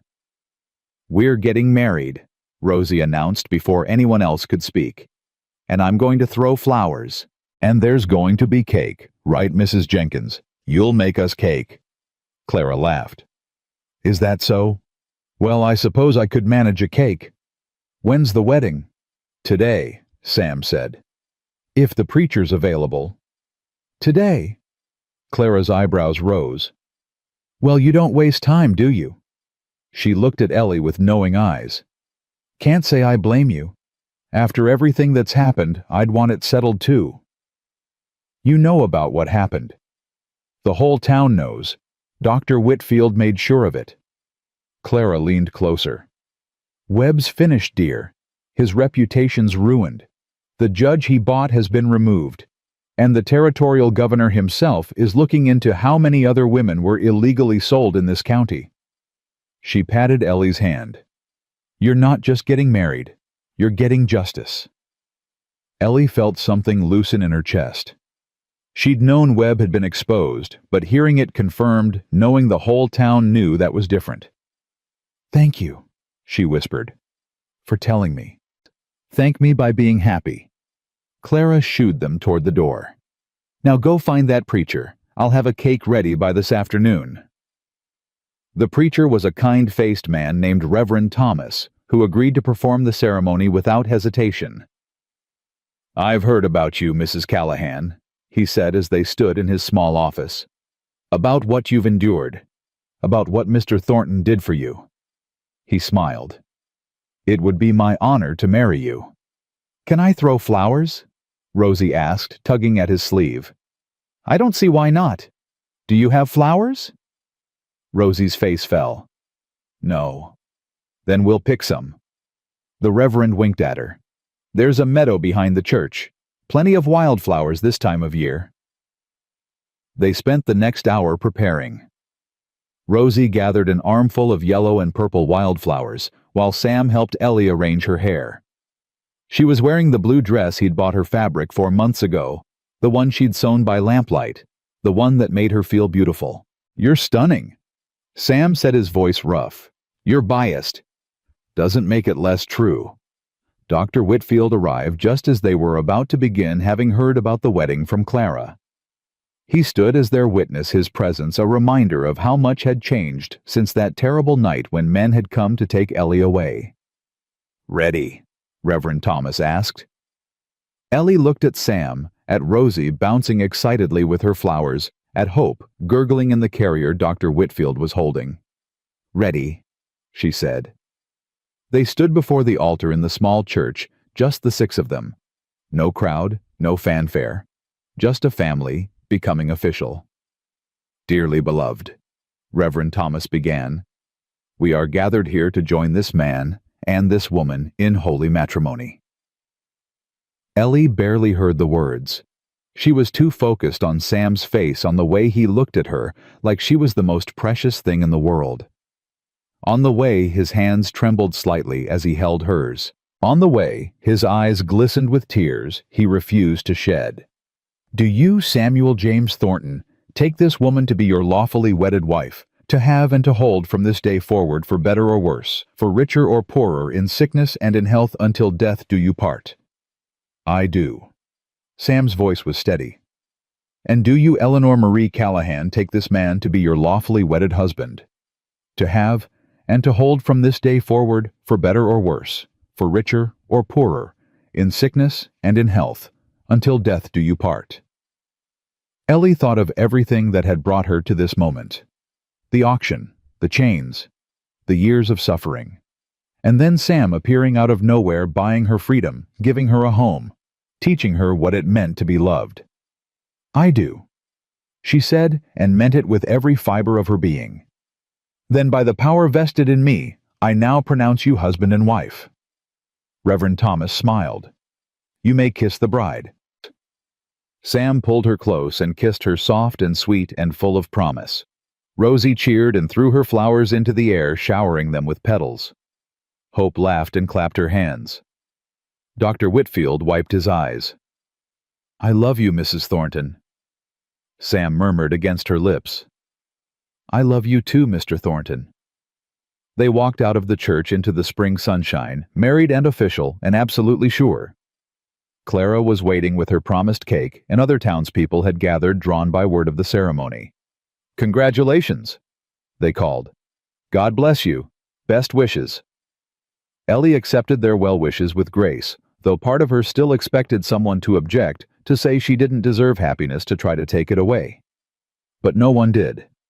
These people, this community, they were welcoming her, accepting her, seeing her as a person, not property. "Thank you," she said to each of them. "Thank you for everything." There was one more thing to do. After the cake was eaten and the congratulations accepted, Sam found the county clerk and filed the paperwork to legally adopt Rosie and to have Hope's birth certificate amended to show both their names as parents. "There," he said, handing Ellie the documents. "Now it's official. Rosie Thornton, Hope Thornton, our daughters in every way that matters." Rosie, who had been listening, looked up with wide eyes. "I'm really Rosie Thornton now. Really and truly. And you're really my papa forever. Forever." Sam knelt down and opened his arms. "Come here, little one." Rosie threw herself at him, wrapping her small arms around his neck. "I always wanted a real papa," she whispered. "One who doesn't hurt." "I will never hurt you." Sam's voice was fierce. "Never. I promise." "I know." Rosie pulled back and smiled. "You're the best papa in the whole world." Ellie watched them, her heart so full it hurt. This was her family. This man, these children, this life they'd built together. It was more than she'd ever dared to dream. "Mama," Rosie called. "Group hug." "Always." She joined them, wrapping her arms around Sam and Rosie, while Hope babbled happily from Dr. Whitfield's arms nearby. They stood there in the middle of the street, a family forged not by blood, but by choice, and let the world see. Let them see what love looked like. Let them see what freedom meant. The ride home felt like the beginning of something new. Rosie fell asleep against Sam's shoulder, exhausted from the excitement. Hope dozed in Ellie's arms, her small fist curled around Ellie's finger. The sun was setting, painting the sky in shades of gold and pink. "Wife," Sam said softly. Ellie smiled. "Husband." "I like the sound of that." "Me too." They rode in comfortable silence for a while, watching the landscape pass. "Sam," Ellie said eventually. "Thank you." "For what?" "For everything. For buying my freedom. For giving me a home. For loving me when I couldn't love myself." She leaned her head against his shoulder. "For giving me a reason to hope." "You gave me the same thing." He kissed the top of her head. "Before you came, I was just existing, going through the motions, waiting to die." His voice caught. "You brought me back to life, Ellie. You and these girls. We saved each other." "Yeah." He smiled. "I guess we did." The cabin came into view, smoke rising from the chimney, where Sam had banked the fire before they left. It looked small and humble, nothing special, but to Ellie, it was everything. "Home," she said. "Home." Sam agreed. He helped her down from the wagon, careful not to wake the sleeping children. They carried the girls inside and settled them in bed, then stood watching them sleep for a long moment. "I never thought I'd have this," Ellie whispered. "A family, a home, a husband who loves me. I never thought I'd have it again." Sam put his arm around her. "After Ruth, I closed off that part of myself. Thought it was safer to be alone. And now? Now I can't imagine being alone again." He turned her to face him. "You changed everything, Ellie. You and your fierce heart and your stubborn hope. You made me believe in something again. What do you believe in? This. He gestured around them. Us. Our family. The life we're building. He cupped her face in his hands. I believe in second chances. I believe in redemption. I believe that broken things can be made whole again. Ellie felt tears sliding down her cheeks. I believe it too, she whispered. For the first time in my life, I really believe it. They went to bed that night as husband and wife wrapped in each other's arms, listening to the peaceful sounds of their children sleeping. Outside, the spring wind rustled through the pines. Inside, everything was warm and safe and full of love. Ellie lay awake for a while, thinking about everything that had happened. The auction where her life had been sold for $300. The man who'd paid that price and asked for nothing. The children who'd found their way to her. The community that had rallied to protect them. She thought about who she'd been a year ago. Broken. Hopeless. Convinced that she'd never be anything more than property. And she thought about who she was now. A wife. A mother. A woman who'd chosen her own path and built her own future. The transformation felt impossible. Miraculous. Like grace. You're thinking too loud, Sam murmured sleepily. Sorry. Don't be. He pulled her closer. What's on your mind? I was thinking about how different everything is now. How different I am. You're still you. But a better version. Ellie traced patterns on his chest. A freer version. Freedom looks good on you. She smiled in the darkness. It feels good too.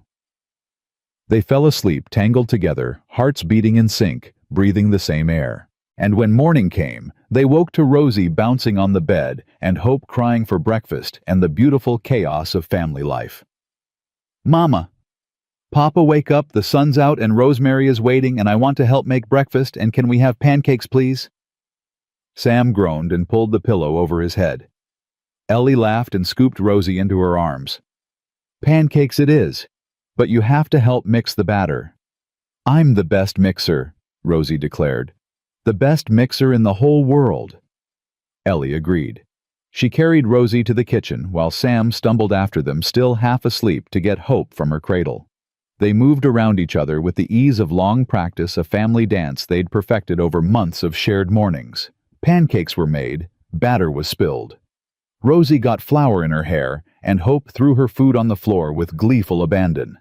It was messy and loud and absolutely perfect. After breakfast, while Sam took Rosie to feed the horses, Ellie sat at the table with her journal. March 15th, she wrote. Today I woke up as Eleanor Thornton, wife, mother, free woman. 1 year ago I was property. I had no name that mattered, no future that was mine, no hope that things would ever change. And now everything has changed. I have a husband who loves me, who sees me, who chose me when he could have walked away. I have daughters who call me mama, who trust me to keep them safe, who teach me every day what joy looks like. I have a home that's mine because I chose it, not because I was sold to it. I used to think freedom was just the absence of chains. But I was wrong. Freedom is having someone to love and being loved in return. Freedom is choosing your own path and walking it without fear. Freedom is building something beautiful out of broken pieces. She paused, looking out the window at Sam and Rosie in the paddock, watching Rosemary eat her apple. I was once priced at $300. She continued writing. Now I know my worth is beyond any price. I was once property sold and bought and traded like livestock. Now I'm a person who belongs to herself. I was once hopeless, convinced that pain was all I'd ever know. Now I'm full of hope for myself, for my family, for the future we're building together. This is my story. Not the story of what was done to me, but the story of what I chose to become. A survivor, a mother, a wife, a woman who refused to stay broken. I'm not the same person I was when Sam bought my freedom. I'm better.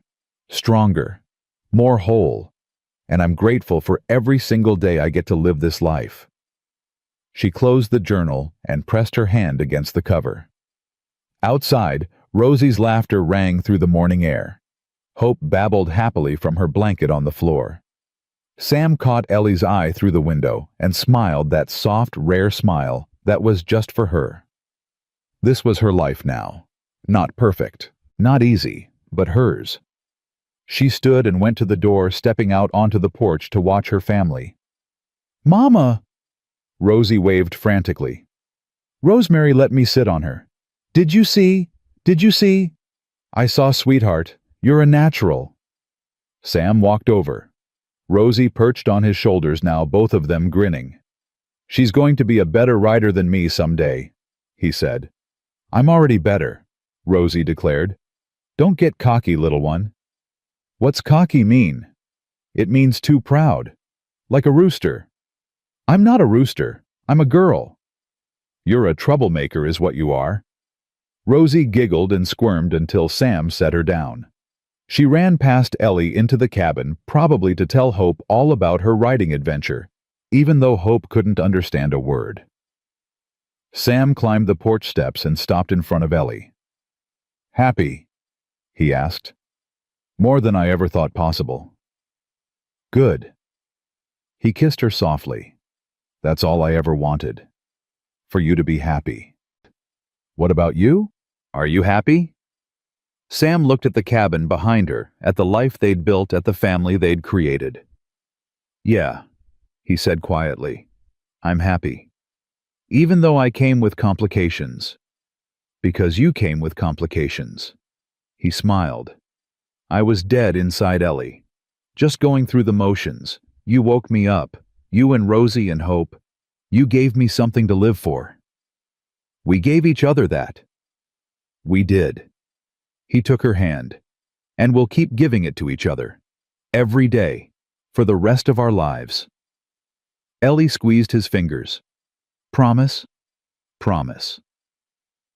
They stood on the porch together, watching the sun climb higher, listening to Rosie's chatter inside and Hope's answering babbles. The ranch spread out before them, green and gold and beautiful. Their ranch, their home, their future. "Sam?" Ellie said. "Yeah. I used to think I'd never be anything more than what I was born into. Property, chattel, something to be used and discarded." She turned to face him fully. "But you showed me I was wrong. You showed me I could be more, that I deserved more." "You always deserved more. I just reminded you." "No." She shook her head. "You did more than remind me. You fought for me. You sacrificed for me. You loved me when I couldn't love myself." Her voice broke. "You made me believe I was worth fighting for." "You are worth fighting for." Sam's voice was fierce. "You're worth everything. So are you." She reached up and touched his face. "So is this life we've built. So are these children we're raising. Everything we have, everything we are, it's worth fighting for. And we will. Whatever comes next, we'll face it together." "Together," Ellie repeated. "I like the sound of that." "Me too, Mrs. Thornton." Sam grinned. "Me too." Inside the cabin, Rosie started singing some made-up song about horses and flowers and pancakes. Hope joined in with enthusiastic babbling that might have been an attempt at harmony. It was ridiculous and beautiful and perfectly wonderfully theirs. "We should go in," Ellie said, "before Rosie teaches Hope to yodel or something." "Too late. I already caught her trying yesterday." "God help us. God help us all." Sam laughed and pulled her toward the door. "Come on, let's go be a family." They went inside together into the warmth and noise and beautiful chaos of home. Rosie demanded to be swung in circles.